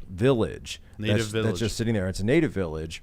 And he says, all right, we're going to hang out here for a little bit, and then we're going to get a helicopter. I said, what do you mean? We're not here already, right? And we'll talk about the village in a minute. But he said, no, we're going to get a helicopter. So I'm like, okay, fine. So we get on the helicopter. And then the helicopter is another 40 minutes or so. So now you're in the helicopter, you're going 40 minutes and you're just out, and there's no roads, right? So aviation is actually huge in Alaska because it's so big. I think they have one of the highest per capita of private aviation, pilots licenses and You have everything. to. Because you have to. If you want to get from point A to point B, the roads are they're not great, or they don't exist in many cases. And so we're in the helicopter, and a New Zealand pilot, actually, Kiwi. And Told to look out for bears. you're told to look out for bears. Look out for bears He because said- they attack. I was petrified. We get up And I've there. done You this a were. number You of totally times. were. I've done this so many times that I'm afraid of bears. And you so it took armed? us no, we weren't armed. But we did have a helicopter though. So Pretty good arm. we get all the way out there, and we're flying, and I'm waiting for these. You see all those it feels like every other reality show is set in Alaska, right? So I'm looking for the rivers and the streams, and we flew over some at one point, but then for most of it, it's just barren. Yep. It's just barren, desolate, because it's tundra. A lot of this is just tundra. So it's frosted over rocks, a little bit of grass, no trees, No trees. anything. No and then trees. Not Just one like tree. a straight field. I'll show you a empty. picture. Just yeah. It literally, you just sit, no trees Just whatsoever. field and Let me little see- let tiny me- brush. And- Do you think we could seed bomb pine trees up there? And so we get there, They won't grow. and we land, and I'm like, all right, Daniel, you made me wake up at 6 a.m. to get all the way out here, and it's for this. 1 second. I gotta see Wait, I this. can't see it. Yeah. It's the same thing as what I was Yeah. imagining. It's- It's Yeah. barren it's wasteland. Just It's Yeah. just barren, barren. wasteland. It's just nothing. I mean, not Yeah. wasteland. Literally but barren Yeah, yeah. land. just Trying to find a nothing, picture of it. right? And I'm like, what is this? And Daniel looks at me and he says, Jack, underneath your feet right now is over $1 trillion in copper. And in 6 months, that'll be 1.3 trillion. Yeah. Exactly. And I'm like, and I'm looking at him like, did we bring shovels? Let's get the copper, Daniel. Let's what are you doing? And he's like, we're not allowed. Like, who says? Washington. Mm-hmm. And But that's why is- kind of where and Yeah, I'll look, lead to this, but that's well- kind of where it blows your mind that you're just out in. And by the way, that's only one valley, right? You could go to the next valley and the next one over, and there could be. That's all we know about, right? I understand, environmentalism for sure. Sure. But we're not talking about taking a This is not a national fifth park. fifth of Alaska and blowing it up. We're talking about probably what is a square mile or what is even in that? Is it even that? Oh, it's probably a square mile. That's probably inaccurate. Just a square mile. in Alaska, which And- is. And I'm sorry. It is not a postage stamp on a football field. What if we just took that $2 trillion over 20 years instead of Afghanistan and said, hey, I got an idea. know. Let's nation build in our nation. And not even Alaska. We got Wyoming and Montana. How about that? The reason why we're doing it is not environmental reasons. That's the facade, is environmental reasons, environmental concerns. The reason why, which is why I started this organization and got into the business, because the people who own copper rights in other countries fund groups like the Sierra Club and the National Resources Defense Council and Earth First and Environmental Defense Fund. They fund these groups to say we have to protect the earth because they own the mineral rights in Chile, Afghanistan, the Taliban is going to now sell them all to China. Right. They own No, them this in is other the countries. big. This is the big thing with the Afghan. That is with the whole Taliban purpose of the energy and China. So China going in, all those photos you're seeing around of China meeting with the Taliban leaders, right? This is all about the copper and the lithium deposits in Afghanistan. And I'm sorry, the 17-year-old like kids like with the tambourines and the hacky sack who is saying we got to protect the earth, you are a puppet. So You've you never are been there. You are a puppet of a huge conglomerate that does not want $1.3 trillion worth of copper on the market because it will affect commodities prices. And so they want to keep it in places that have no OSHA, have no. Imagine a copper mine. Which, by in the another way, country. this is what imagine was a going copper on. mine in Indonesia. I would encourage you to look up copper mine Chile waste. Copper Chile waste, giant strip mines, massive pools of like this colored liquid that's apparently super toxic. So I mean, you don't think devastation. the EPA in Chile is there making sure that So you're saying there's there's less regulations. That's the reason why we like to mine in other countries because you can use 8-year-old girls, right? Have Let's talk about where that cobalt's coming in the from. Congo, right? The largest cobalt producer. The mines are owned by China, but they're in the Congo. 30,000 children slaves work there right now. I'm guilty. I have cobalt in my iPhone as we talk. So you admit it. Absolutely. it turned out. But we just pretend that it's not happening. Now we could mine cobalt in other countries, but it would be expensive. So let's just use the slave children in the Congo because no one cares about the slave children in the Congo. So when we want to open up a lithium mine in Alaska or a cobalt mine or a gold mine or a copper mine, rather than hurt prices, we hire a bunch of hippie kids to say protect the earth, and we start a group called Moms Against Asthma, and we fund all of these different people, and they go and they bang and they cry and they talk about raping the earth, and it is all just one. But it is all a there's huge another piece. lie. There's another piece It's a to this huge though. lie. So it's after we get back from there, and and you have that idea, right? And plus, if you actually look at the history of Alaska, so Alaska was a territory for a very, very, very long time, since like post-civil, almost 100 years, like post-Civil War on out. And people didn't want to make it a state originally because they were concerned that it wouldn't be self-sustaining, because they were thinking, hey, this whole area is just a wasteland. Why should we give them statehood? We're going to have to completely carry them. They're going to pay their way on the way. This is before, but then oil is discovered up there. And so in the 1950s, I think it's 59. They started the pipeline. They get the statehood. Yep. So they get state, and they say, well, wait a minute. Okay, now you have the ability to sustain yourselves. There is a reason we are going to give you statehood, because then that will give us access to the resources down here that we need in the lower 48. So the whole idea of Alaska was that you will be given statehood, and that we will then be able to develop these resources for the betterment of the American people throughout the country, right? These will be our goods. This will be we'll put actual Americans to work. We don't have to worry about all these trade issues and the kids in the Congo, etc. We can do it all right here, and we can set it to our standards and we do it just the way we want. Then, so afterwards, I'm sitting there thinking, and it is you kind of get that like gold bug a little bit when you're sitting there. I still have it a little bit where I'm like, there's Wanna $1 go back trillion with the shovel? I don't. like there's $1 trillion in copper. I just want to go. Can I just get like a nugget, like a little bit, my wife, she could use some copper jewelry maybe, right? And she didn't come with us to the the wasteland, and but then he took us to the village, and I got to tell you that of everything that we did, and we also went up to Prudhoe, we did some of the touristy stuff while we were up in Alaska, but this village that we went to, the native village, I can't get some of the images out of my head, and I can't get some of the stuff so we met with the leaders of the village, and I can't get some of the stuff that they told me out of my head. The amount of poverty that they live under, 60% unemployment in these towns, right? And the towns are they're dying because there's no job. It's so remote. So people understand, it's so remote. They have one little building where they have that, that's the school. They don't have, and you want to talk about infrastructure, right? Correct me if I'm wrong, but there wasn't even a doctor there. No. Like a doctor. Like not even, I'm not saying there wasn't a doctor's office. There wasn't even a doctor. A couple people had cell phones, but there's no internet. Yeah, there was like a physician's assistant, Yeah. I think was the closest they came. And then if you wanted to see a doctor, you better be able to afford a plane ticket, right? There's no bridge across the main lake to get you anywhere. Yeah, and the there's flight no to Anchorage ferry. was about $500 a person. So if you need to go to get your braces, Well, you got to, on top of that, you need to pay the $500 flight to Anchorage. How long of a flight is it to About an hour. Yeah. And it reminded me of just some places I've seen in Southeast Asia. Damn. Right, So you think places that that I've been to. And the American- but this is America. This is the United States of America. You These think are that American citizens. the government is kind of like, oh, I asked you this before the show, you guys, that they basically are ignoring these people because they're the descendants of natives? I don't think that's why, but that No. is also what's happening Yeah. because they'll. Now, what's different though is, and Daniel, you know this better than me, they don't have the same type of I guess I could say agreements that were made between the U.S. government and the natives that you would see that you're more used to seeing in not that natives are treated well throughout U.S. history, but I'm just saying that it's a different situation that you would see like reservations, et cetera, throughout the West in the U.S. in the lower 48, the contiguous U.S.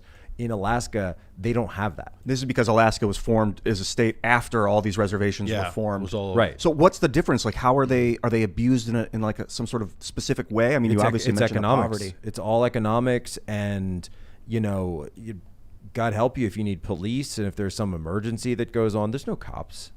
Right? I think if you are an Alaskan native and you are on your ancestral land, there's not going to be Amazon fulfillment center, right? No one's going to move a factory there.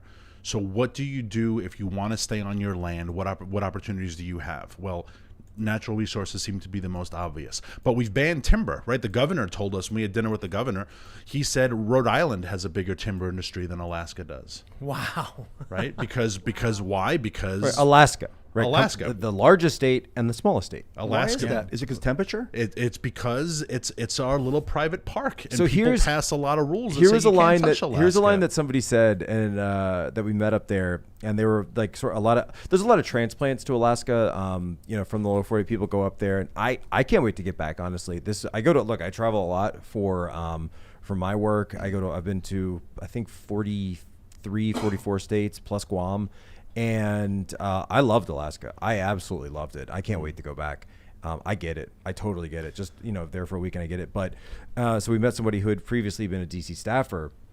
And one thing she was saying was what a lot of people think of Alaska is this giant, beautiful national park that I might like to visit someday. And so I'm going to oppose every single effort to do anything that might disrupt my potential dream of being there someday, because I have no idea what I'm talking about. But every time I've watched a documentary or a reality TV show, they always show these, and there are some beautiful parts of Alaska that I do agree should be preserved, right?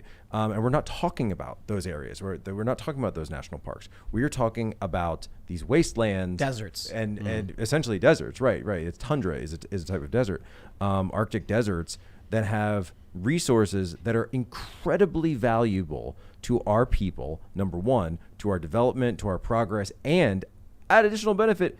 We don't have to deal with China. We don't have to deal with the Taliban. We don't have to care about any of this stuff anymore because it's right there. And we can do it with soil. environmental stewardship. We can do it with respect for the earth and native communities. And we get the taxes and we get the jobs. I mean, the fact that the president was on the one hand closing down ANWR leases and then saying we want OPEC to produce more oil. You say, well, wait a second. Why? So you're acknowledging that global climate change is a myth. Because if OPEC is producing more oil, then that's global climate change. So right off the bat, your arguments about climate change, you've dismissed them by this statement. But if OPEC can produce the oil, why can't America produce the oil? Why can't we get the jobs? Why can't we get the tax revenue? Beyond that, real quick, I mean, there are many. We have hyper-centralized in many cities in the United States. Why aren't we investing in some of these dying towns Before we get off of that, or new places like Alaska? you got to talk about the general store.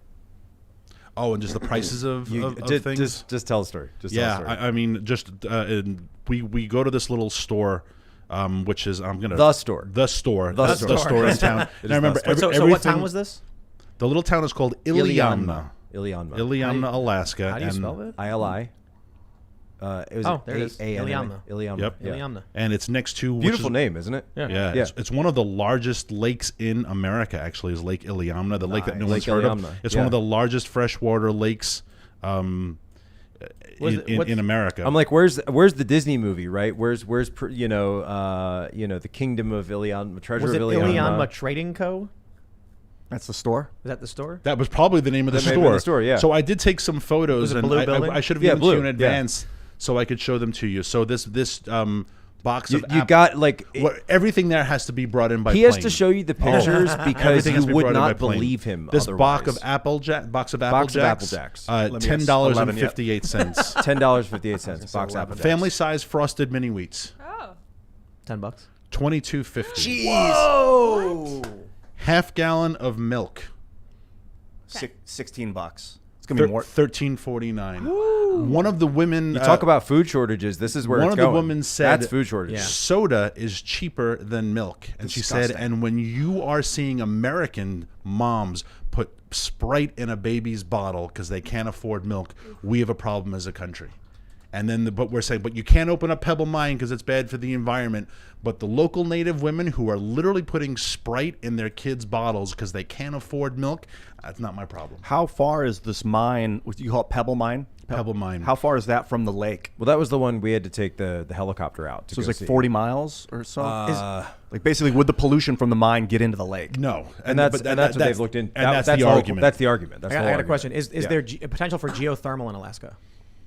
I can't answer. I think there's potential for geothermal everywhere, quite frankly, Yeah. but I'm not positive how So, Alaska's looked into it. I just looked up Iceland, and they're 64 degrees north, and Ilianma is 60 degrees north. And so I look at Iceland, and having been there and talked to a lot of the locals, they said that geothermal energy really revolutionized and pulled people out of poverty. And it used to be a bunch of coal miners, just very, very poor. And then with geothermal, now they have greenhouses and they can produce more of their own food in their own country. And now people live a lot better. I wonder if the issue is just Alaska is severely underdeveloped in not even in terms of a Yes. copper mine, It is. just in terms of sustaining human life. Yeah. Right, and that's Let's the issue. do it. It sounds awesome. Right, Alaska that's, rocks. That's entirely the issue. Is underdevelopment, and it's because of these. And you talk to the locals, and even we met with local politicians, local leaders, and they all want this. They're like, we're sitting with the local, the town folk, and they were just like, do you think we want to live like this and paying, $30 for a gallon of milk? Yeah. You think we don't want a bridge? You don't think we don't want nice roads? You think we don't want a doctor? And there's a problem we're facing as a country, and I know I've talked about this before on the podcast, and it really is coming full circle to a lot of what we've been talking about tonight. And you said get out of cities early on. All of our policies are focused on living in big cities. You just said, what about revitalizing small town America, right? There's a reason why Akron came about. And you're like, well, it makes more sense to build brake pads in Mexico now. But for the people who are in Akron or whatever the industry was, that doesn't solve their problem. And what they're left with is poverty and unemployment and opioids, right? But all of our policies are forcing people to America. Well, they're forcing people to learn to code, to learn modern.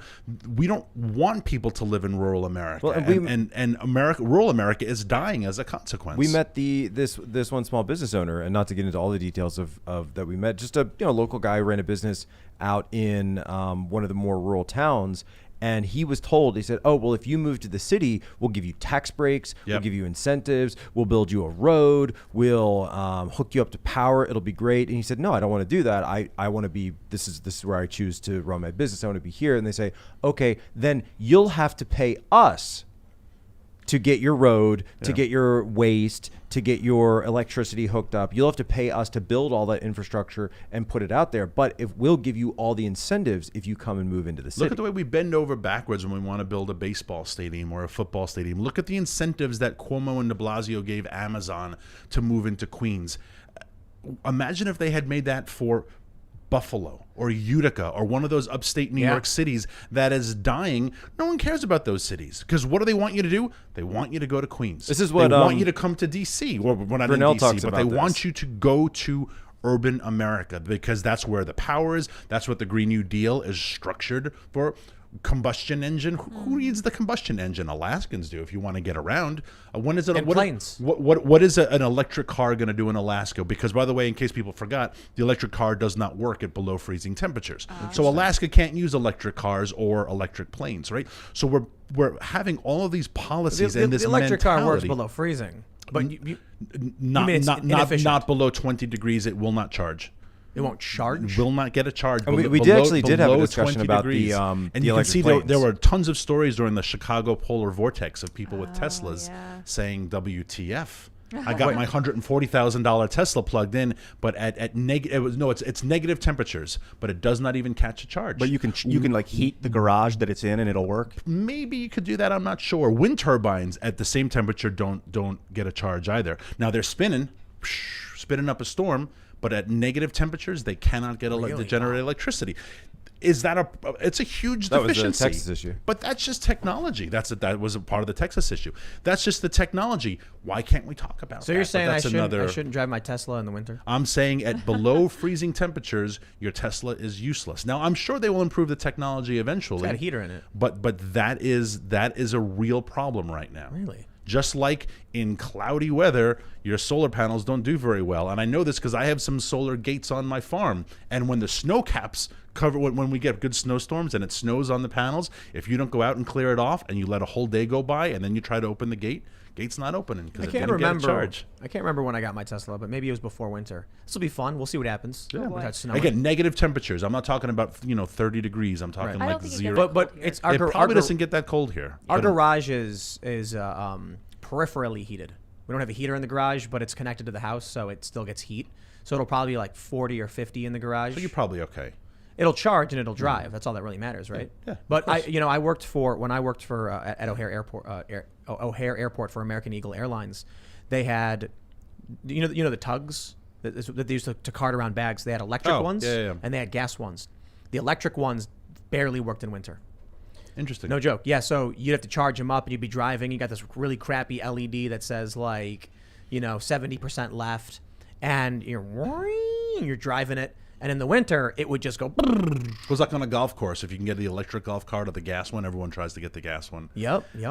But again, these are just the policies that our government is forcing on us, that when you question them, kind of like when you questioned COVID, you're ostracized and you're told to shut your damn mouth, right? We have policies that are saying we're all going to be driving electric vehicles, but our strategic brownouts and blackouts because of electric shortages, like you see they don't care about that. Well, what happens in California when whole neighborhoods are without their consent?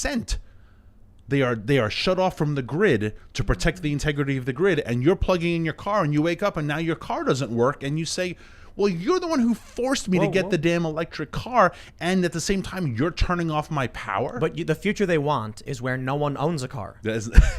Which makes sense in urban America. Right, and I then didn't what have you a do car is- growing up as a kid. I had my parents' car. Thanks, Mom You'll and pull Dad. up an app and you'll type in your address, and a self-driving car will pull up and you'll get in, and it'll take you where you want to go, and you'll get out. I'm never getting in those on self-driving. your list of approved common. approved I'm locations, afraid of them. approved destinations, right? That's right. And so And then we track where you've gone. So, by the way, so where like- has Jack Posobiec gone in his right, and then when can when we Nancy FOIA Pelosi your wants Uber? to find out all my movements from April 2020 to January 2021, we should have been giving them ideas, but why can't just we goes FOIA over to all it. of your Uber? Why is it? You know what? If Uber is a good citizen, they would voluntarily turn over those records. They would also have barcodes on the passenger door, so you got to scan before you get in the car. to Of make sure course, it's- yeah. To make sure you have your vaccine. Exactly. I once Right. had somebody get in my car. So I was pulled over near Billing in Chicago, and then I was sitting in my car typing in my GPS.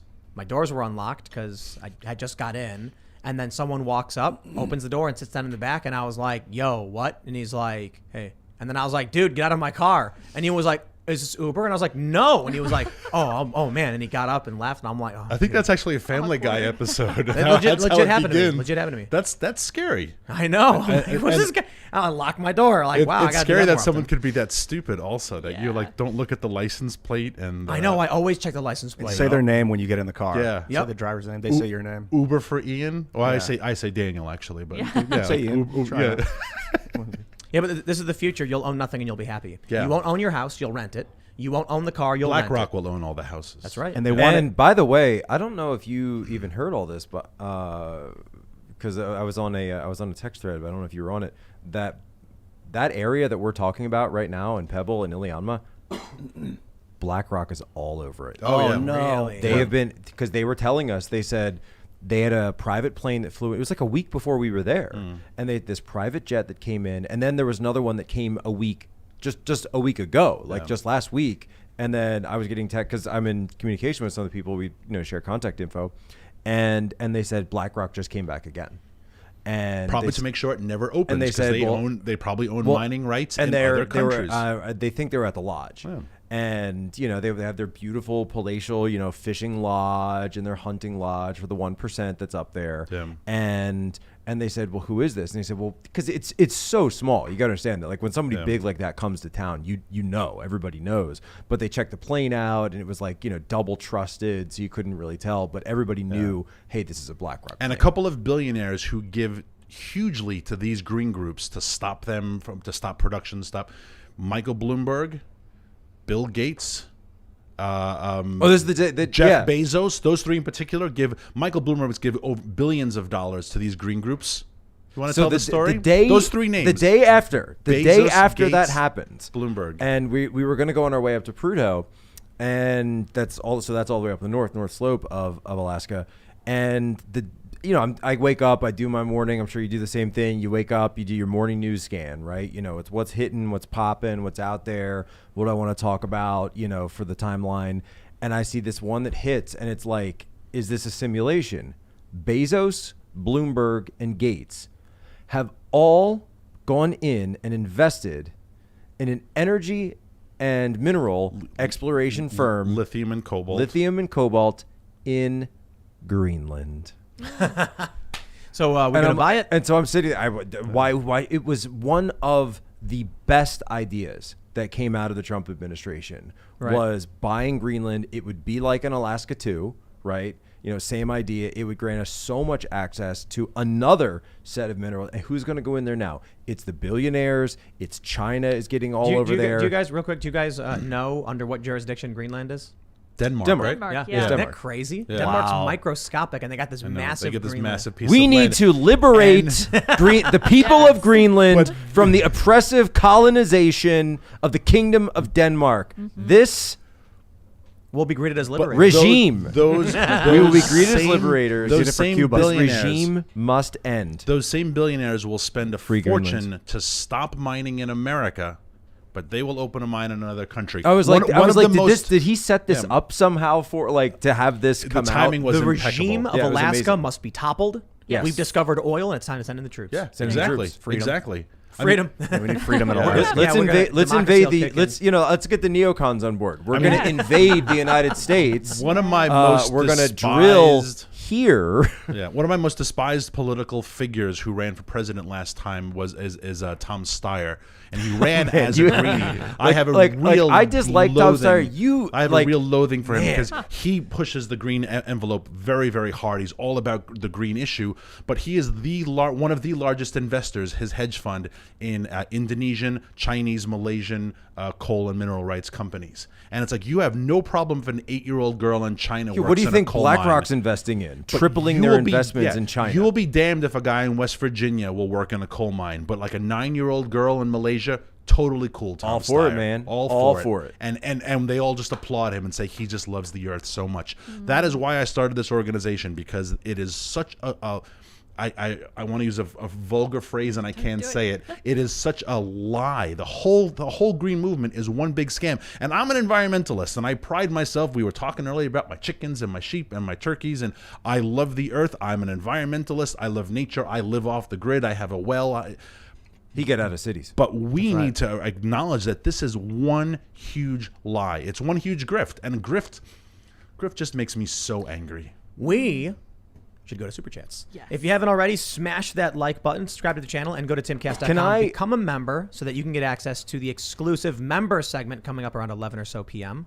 Before we throw that out, could I tell one quick other story just from Alaska? Because you have to. It's right. So we talk about the animals and environment. So we go up to Prudhoe Bay, and this is where the actual oil operation, the majority ones were found. These are more than Texas. It's the Saudi Arabia of oil in our own borders, right? It's way up there. Arctic Circle. We're on the Arctic Ocean. I was going to jump in. He stopped me. I was totally going to jump in, by the way, in the water. There are polar bears, and I was like, you know what? I will fight. We're not going to go jump I'm Jack into. Posobiec. I will take out those polar bears. Yeah. But anyway, so we're driving around up there, and we go past the pipeline, and of course, remember this is this hugely controversial Trans-Alaska pipeline. They say we're going to want to put the pipeline in, right? And it's going to, and then what did they say? It's going to hurt the caribou. It's going to hurt the reindeer. It's going to hurt them. As we're driving by, I'm sitting there. I'm like, did he set this up? We see a herd of caribou, like, frolicking in the meadow.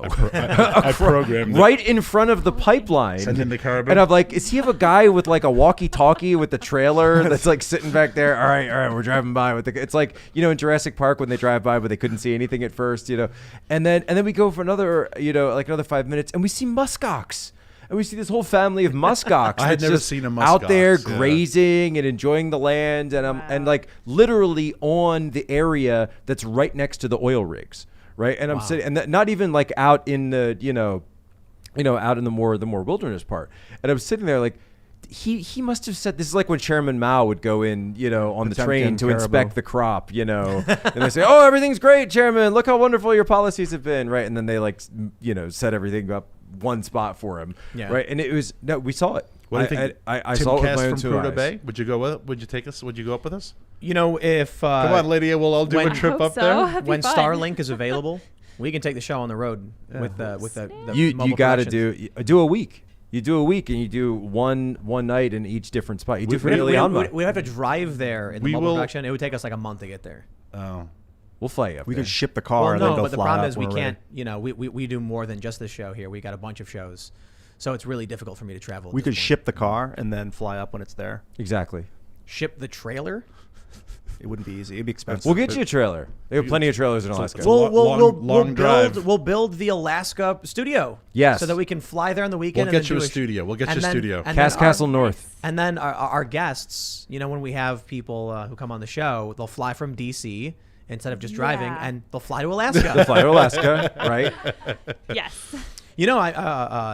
I mean, Tim, you're coming.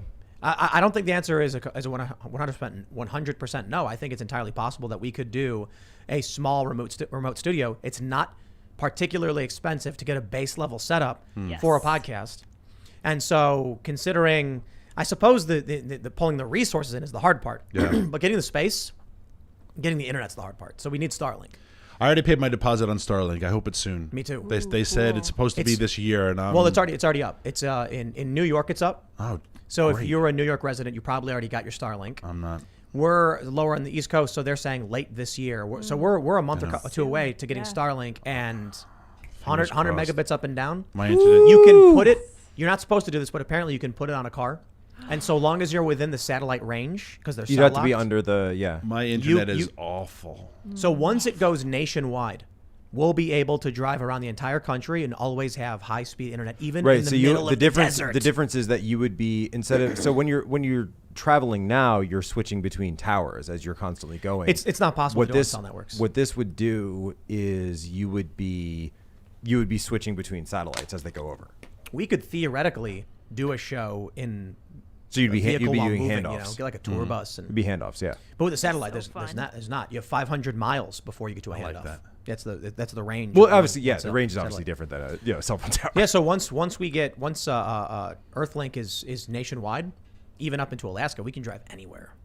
So they have Earthlink and Starlink. You said when Earthlink is Oh, live. did you Starlink. mean- Yeah. You mean Starlink. Starlink? We got to build an Earthlink now. Yeah. No, I think Earthlink is a different satellite company. Let's go to Super Chats. Yeah, that's the dial-up. Jurassic Josh says, when Saki said that no Americans are stranded in Kabul, does that mean she's lying, or did she mean that 15K Americans are just dead already? So it is a lie, and it's a lie because she's using weasel words, right? When she says they're not stranded, that she's then trying to say like, well, because we're there to help them. We're- So well, they're we're not stranded trying to get because them we're trying to get out. them out, right? Yeah. So So she's playing a semantic game, Here's the way I explain it. which is a lie. When Ian, he goes to the mall and his car breaks down. He calls me and says, "Yo, my car broke down. I'm stranded at the mall." I say, "Hey, I'll come and pick you up, but there's a bunch of traffic, so I'll try and get there. All right." Then as I'm leaving, I'm getting in my car, and someone asks me like, "Oh, hey, where are you going?" Ian is stranded at the mall, so I'm gonna go try and pick him up. Now compare that to what's happening in Afghanistan. A bunch of Americans have no way out because the airport's locked down. And Jen Psaki says, we're going to go and try and pick them up. Therefore, they're not stranded. Because we're on our way. No, they're literally Help is stranded. on the way. That's why you And- are going. And just to throw this out there, I've actually been told that it's you're hearing a lot about these like private groups that are trying to go over and get people out. It's the State Department that's shutting down a lot of this stuff. It's not even the military. It's they're getting in. I've spoken to members of Congress about this. I've spoken to active duty people about this. It's State Department that's coming up doors because they want everything to be centralized. They want everyone to be accounted for in a regular situation, sure, that would be fine. But they're sticking with the deadline. And come August 31st, we are going to see stampedes. We're going to see bloody altercations. We're going to see shootouts. It is going to be a human waste. And there are still several thousand people who are in the remote villages that haven't even gotten to Kabul. Right.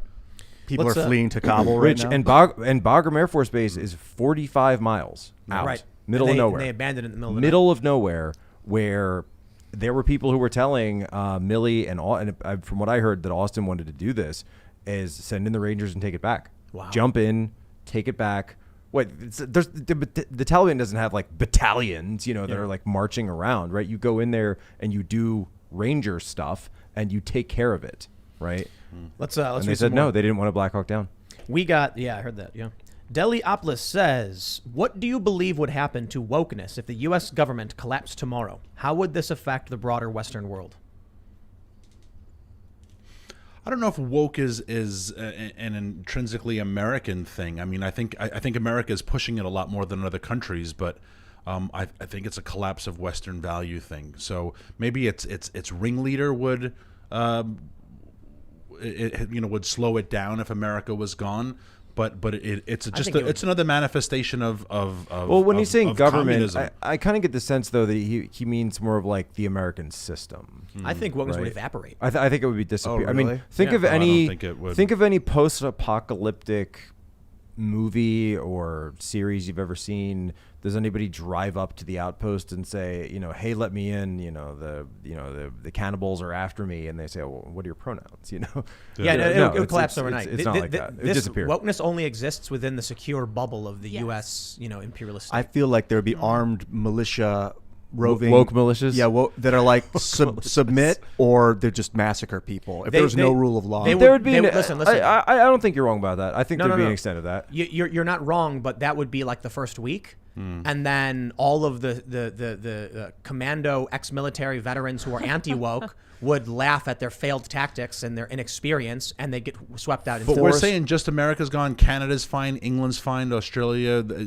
I think I think America's slow to the wokeness. Well, in America, it would. Oh, be in gone. America. Yeah. Oh, I think Yeah. I'm worldwide. Oh, in America, it'd be gone. In Yeah, a I'm talking like a Oh, full-on God, yeah. collapse. Forrest Hooper scenario. talks, Totally gone. He was in the Rangers, obviously, and he says whenever I bring up violence, Then you'll it's have like woke refugees. a way forward. He keeps reminding me that when it comes to violence, 1% of the people are extremely good at it, and that is who's going to take control if there's ever a vacuum. Look, I always say this, and I'll say it again. People want to get into that conversation about country versus cities. What would happen? There obviously are a lot of guns in the country and rural areas. There's a lot of guns in cities too. Yeah. Right. And there's groups called gangs, and you can't overlook that.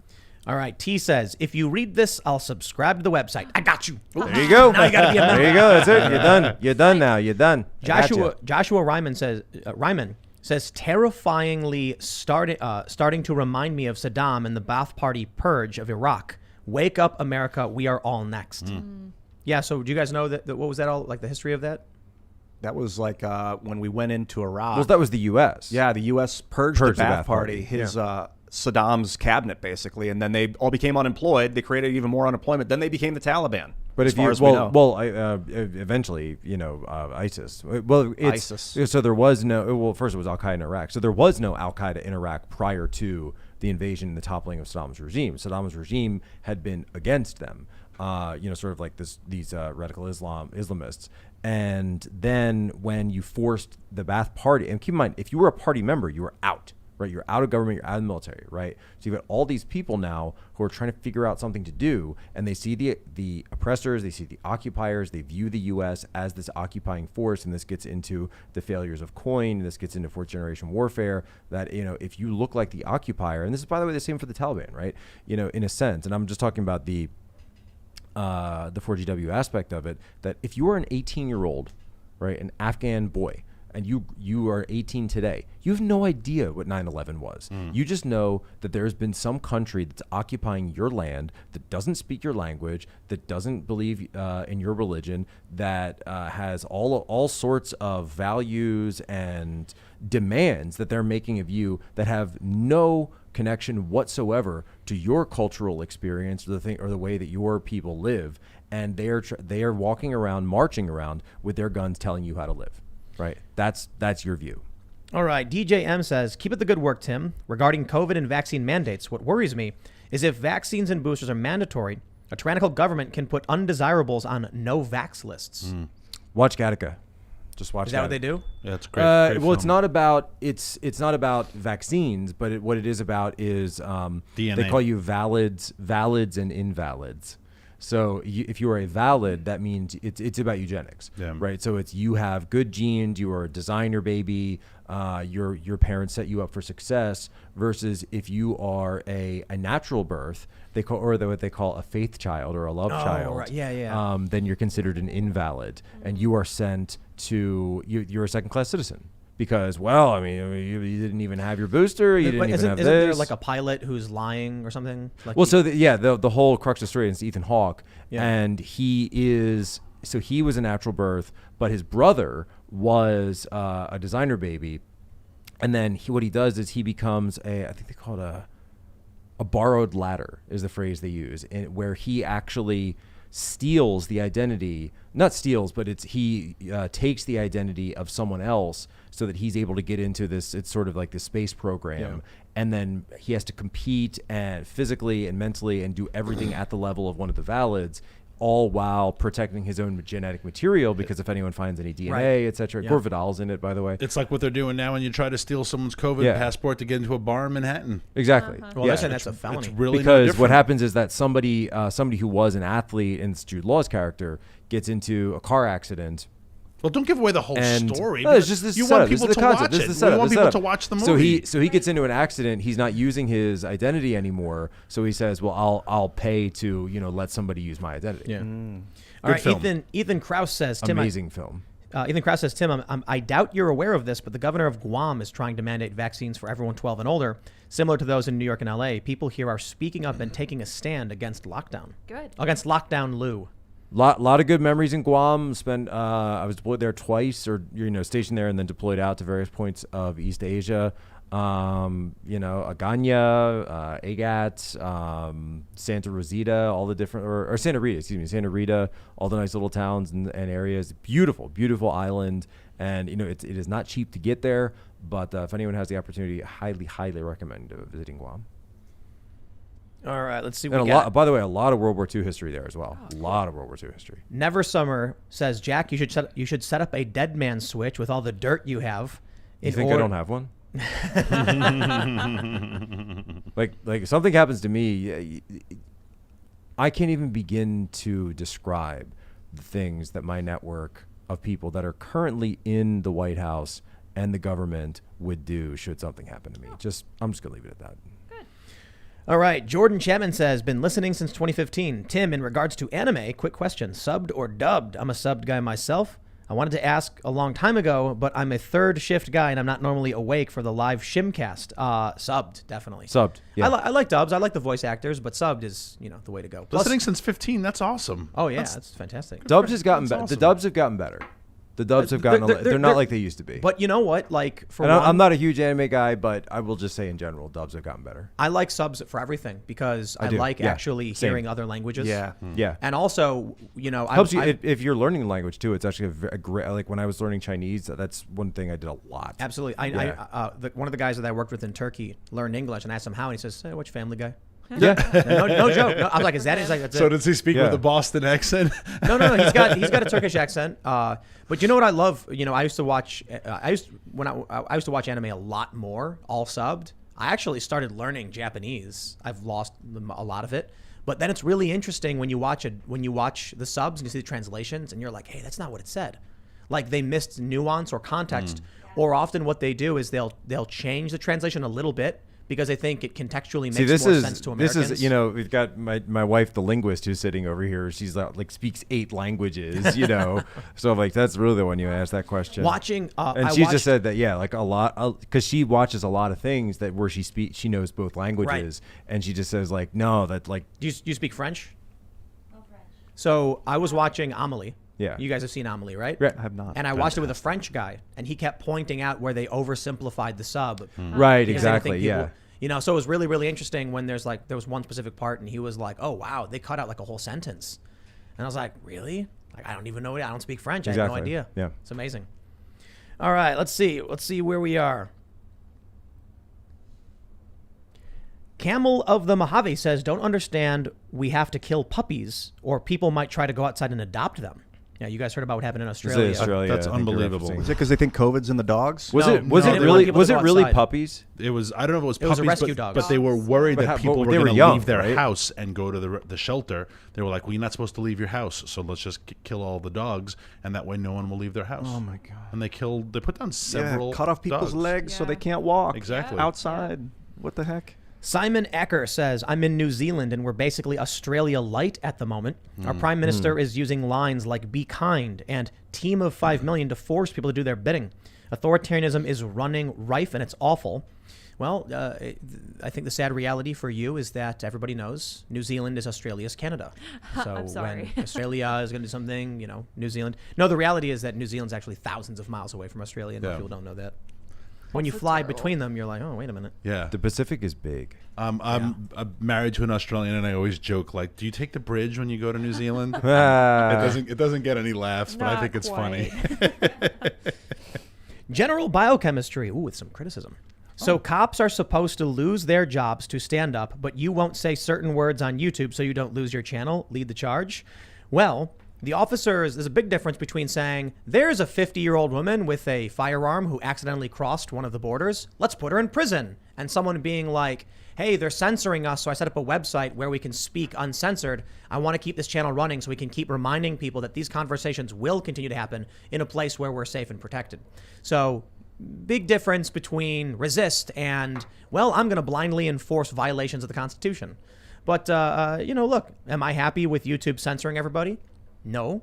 And that's why we decided to create a website where this wouldn't happen. So these cops can simply say, I will not violate the Constitution. And I will tell you this. The big challenge with censorship is, do we sacrifice the 99 things we need to say for the one thing that we need to say? And it really isn't easy just to say yes or no. If the solution right now is we can create a website, use YouTube as a main platform to show people that we're here and we're talking, and then let them know the website exists where we can do independent journalism, it works. But I will tell you this. If it ever comes to a point where we have hard and direct proof of something specific, and it means that we're going to get banned, we're going to say it. I made videos about that CIA guy whose name we can't say. I won't say it now because at this point I think it's years later and it's pointless. And I got into a fight with people at YouTube when they deleted my videos simply for talking about a news story. I actually threatened to republish the video on every channel at every hour I normally would, so I'd have like 6 uploads in one day. Well- Like, try me. Well, and But to, do I sacrifice everything? to your point as well, that, there are other localities that are actively trying to recruit police officers that, number one, aren't enforcing stuff like this, and number two, aren't going to persecute you the way they persecute like a Derek Chauvin for doing your job and following the guidelines that are set out before you. And you could then have the option of going to one of those where A, you're going to be treated better, and B, you're probably not going to be asked to enforce these kinds of things. Well, we got a super chat from Adam Wayne. So He says- I'm not saying, by the way, for all the cops that, that follow me, I get it. I feel you. But when I say get out of cities, it applies to you too. Adam Wayne says, Tim is right. I quit law enforcement after a successful career when Virginia enacted red flag laws. Wow. My Good. reputation was destroyed, but I'm proud. You must stand for something or you will fall for anything. Wow. There is the challenge, though. in that, if you have no choice, you quit. But then what's left? They rehire someone who's willing to do those awful things. Right. Yeah. So it's not easy, right?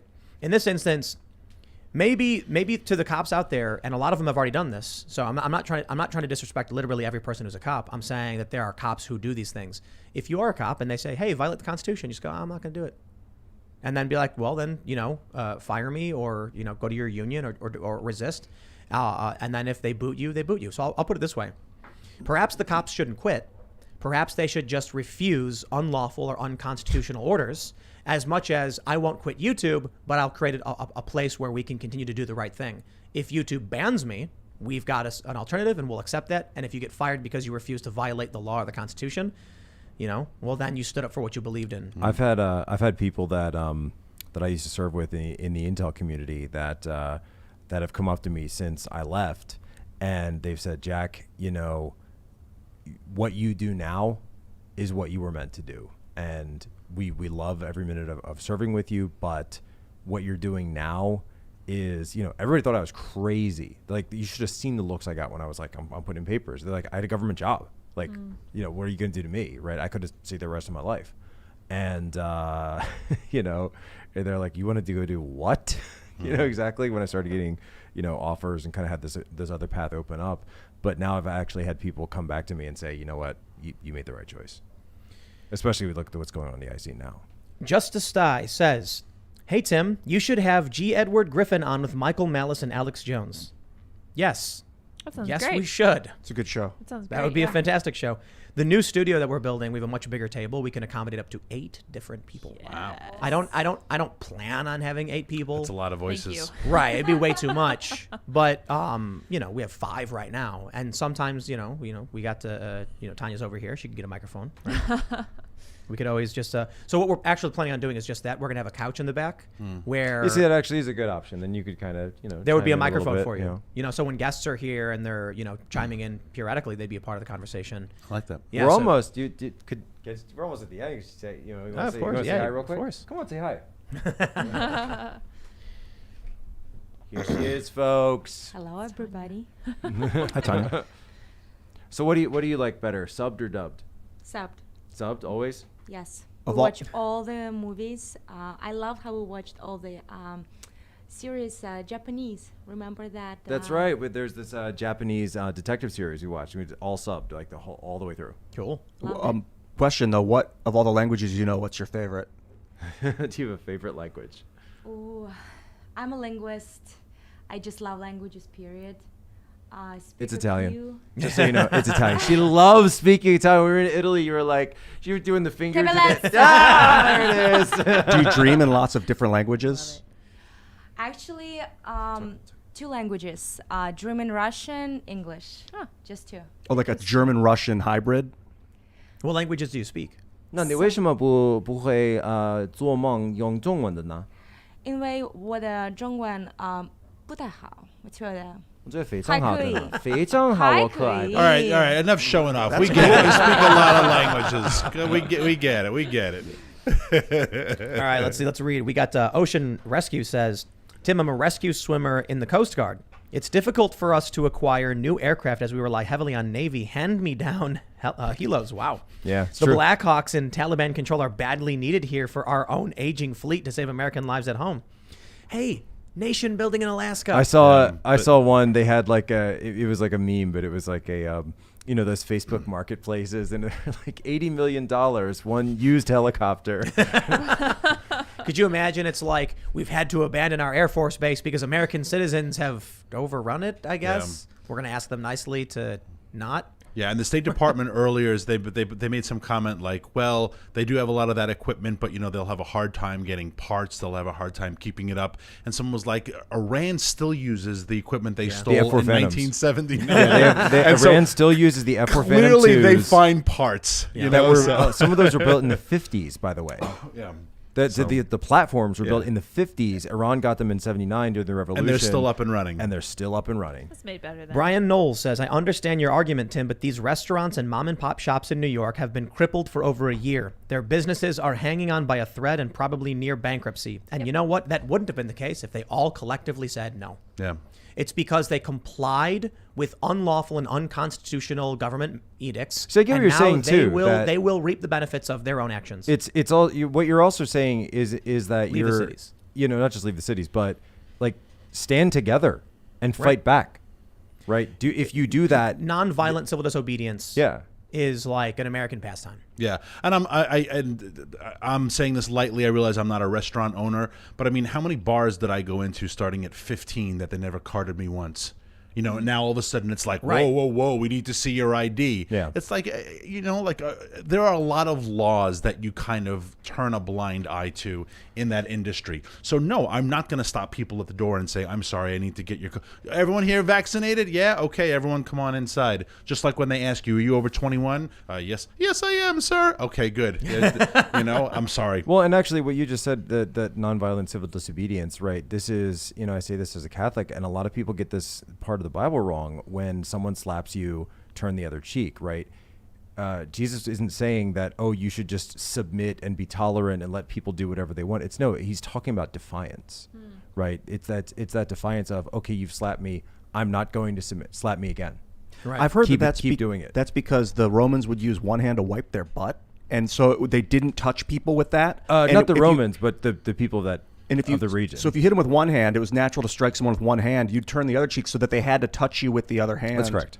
Yeah. Was it the filthy hand? And so it was kind of like an insult to the person, like, yeah, Right, so use it's your filthy right. hand. So you're actually putting this is it's more contextual, right? But the idea being that then they would have to strike you with the other hand, so that's an insult to them, because you would have had to lower, because if you were not someone of the same social status, then I wouldn't be able to treat you as someone of the same social status because you're just someone I can slap around. All right. Stephen Schelk says, Tim, geothermal works great in Iceland because it's a volcanic island and is a dividing point for tectonic plates, so the crust is thinner there. It also smells like farts. Yeah. It Oh, does. really? You guys, Sulfur. have you been there? I'm not. But I've been to the Alaska also has huge Yeah, Alaska volcanic has- activity. they have volcanic that's activity why right I said now. I mean, we passed 3. 3 active volcanoes on the flight to Iliamna. Yeah. So Wow. Three Yeah. at once. This is Yeah. what do they call it? This is not normal. This is very, very weird to have 3 active volcanoes in a chain all go up at once, according to this Yeah. article I was reading. and that's why they also have copper. Because copper is only found in seismic Chile. regions, Extremely right? That's That's why right. Chile has copper. So they're like, why don't we just dig for copper somewhere else? That's not how. I hear geology Australia is like the number works. 1 copper mining country. Then Chile is number 2. Is that? I know Australia has a ton of coal. It's the world's largest coal producer. I wouldn't be surprised if they have copper. I mean, Australia has everything and snakes. Definitely. All right, we'll do a couple more here. We got Tina Collette saying, Jack, I live in Wyoming. I see deer and antelope scratching themselves on gas wells. We have uranium and rare earth mineral, but they are literally on sacred ground. Google Bear Lodge Devil's Tower. Wow. Interesting. All right, we'll do this one more. We got Eric A. He says, Ian, I appreciate your high ideals, but we're coming to the hard men history. You need to harden up. We've been comfy far too long, at ease at having someone else fight for them. High ideals are a luxury of a comfortable society, I'd imagine, but yeah, absolutely. I agree. I think of the founding fathers a lot. Like Ben Franklin didn't fight. I don't know if he ever picked up a rifle and killed anyone, but he stayed positive and wrote documents that would allow us. Like, we're working on the Fediverse, and I know that we're getting closer to completion. This can liberate people's social media if you can subscribe to people with crypto. And Yeah, I remember Franklin was a lot older. yeah, at the he time was of the like 30 Revolution. years older than Yeah, Jefferson. or he's something. he's considerably older, Like 70 when the so revolution. he was kind of like the old, the wise old man of the group at the time. But of course Washington fought, but Jefferson didn't fight himself. But right, so Franklin was sort of that that older, wiser. I'm going to try to make sure that I can keep the North and South together. Work over the Declaration, kind of and build a system. Make this all make sense. Assuming that we won, build a system that will sustain that new thing that we won. Then it will be easier to win because the system will already be there ready for us to support it. That's my mentality. My friends, thank you all so much. It's been a blast hanging out with everybody and for everybody watching. Make sure you go to timcast.com, sign up. We're going to have that members segment coming up, hopefully about an hour or so. But, we got a lot of conversation to be had, so maybe it'll go a little long. You'll get a big bonus episode. We had Bannon on the other day, and we went, I think, a little bit over an hour. Yeah. So hopefully it's working. I'm pretty sure it is, but sometimes we get weird, encoding issues. But you can follow the show at Timcast IRL. You can follow me personally at Timcast. You want to shout out Daniel? Yeah, Daniel Turner, and you can follow me at Daniel Turner PTF for Power of the Future on Twitter, and same with all the other profiles. And it is always fun to be here. Thank you. Right on, man. Thanks for coming. This is Jack Posobiec. You can follow me at humanevents.com. You can also read my stuff in the halls of the U.S. Congress, where they're going to be going over it and releasing it from Nancy Pelosi to Bernie Johnson and the rest of this. No, but we're going to fight back. We are going to take a stand. We're not complying with this whatsoever. Like I said, I've been to Gitmo once. Send me again. I don't care. On the other side. But when I go again, this time around, I'm going to make sure to get the best night's sleep in the whole wide world because I will be bringing my MyPillow along with me. Would they allow that? I'll smuggle it in. I'll get it in. You wouldn't believe the stuff that got smuggled in a Gitmo. That's crazy. You have a promo code in case people want to buy. It's promo code Poso. Poso. P-O-S-O. Yeah, promo P-O-S-O. code Poso. I bought a bunch of towels because we needed a bunch of towels because we have the sauna. We have a lot of people who are a couple dozen people here. I think I ordered like 20 towel sets. Excellent purchase. Have they come? Oh yeah, they're fantastic. Because somebody was telling me, I just got in the comments that they had ordered some towels and they were having they hadn't come yet. Big old box came and I was Good. like, awesome. Okay, good. Thanks for coming, guys. This Alaska thing was really eye-opening. That was really interesting to kind of visualize. I knew you would be into that. It's so cool. I could see yeah. what you were seeing, how you were describing it. It was very, very enlightening. I think it's particularly relevant for Ian because his nickname is Ian, Old Australia, the Destroyer of Worlds. Oh, yes. Ian, come and get me, Crossland. So any conversation about the destruction of the planet in any capacity, Ian just goes. Yeah. I think this is the next hour, isn't it? Yeah. This is definitely it's And Ian. there's a huge graphite mine in Alaska, Graphite 1, that they're still trying to open as well. Really? Yes, huge graphite deposits. Ian's gonna move to I Australia. thought about Ian's moving there. I Ian's like tell me the hot more. weather. Is it really cold? In Alaska? It's Alaska, man. It's definitely it's 9 months Alaska. out of the year. It's cold. On the North Slope, it was 38 degrees. Yeah, I need the hot sun. I do Yeah. well in the hot.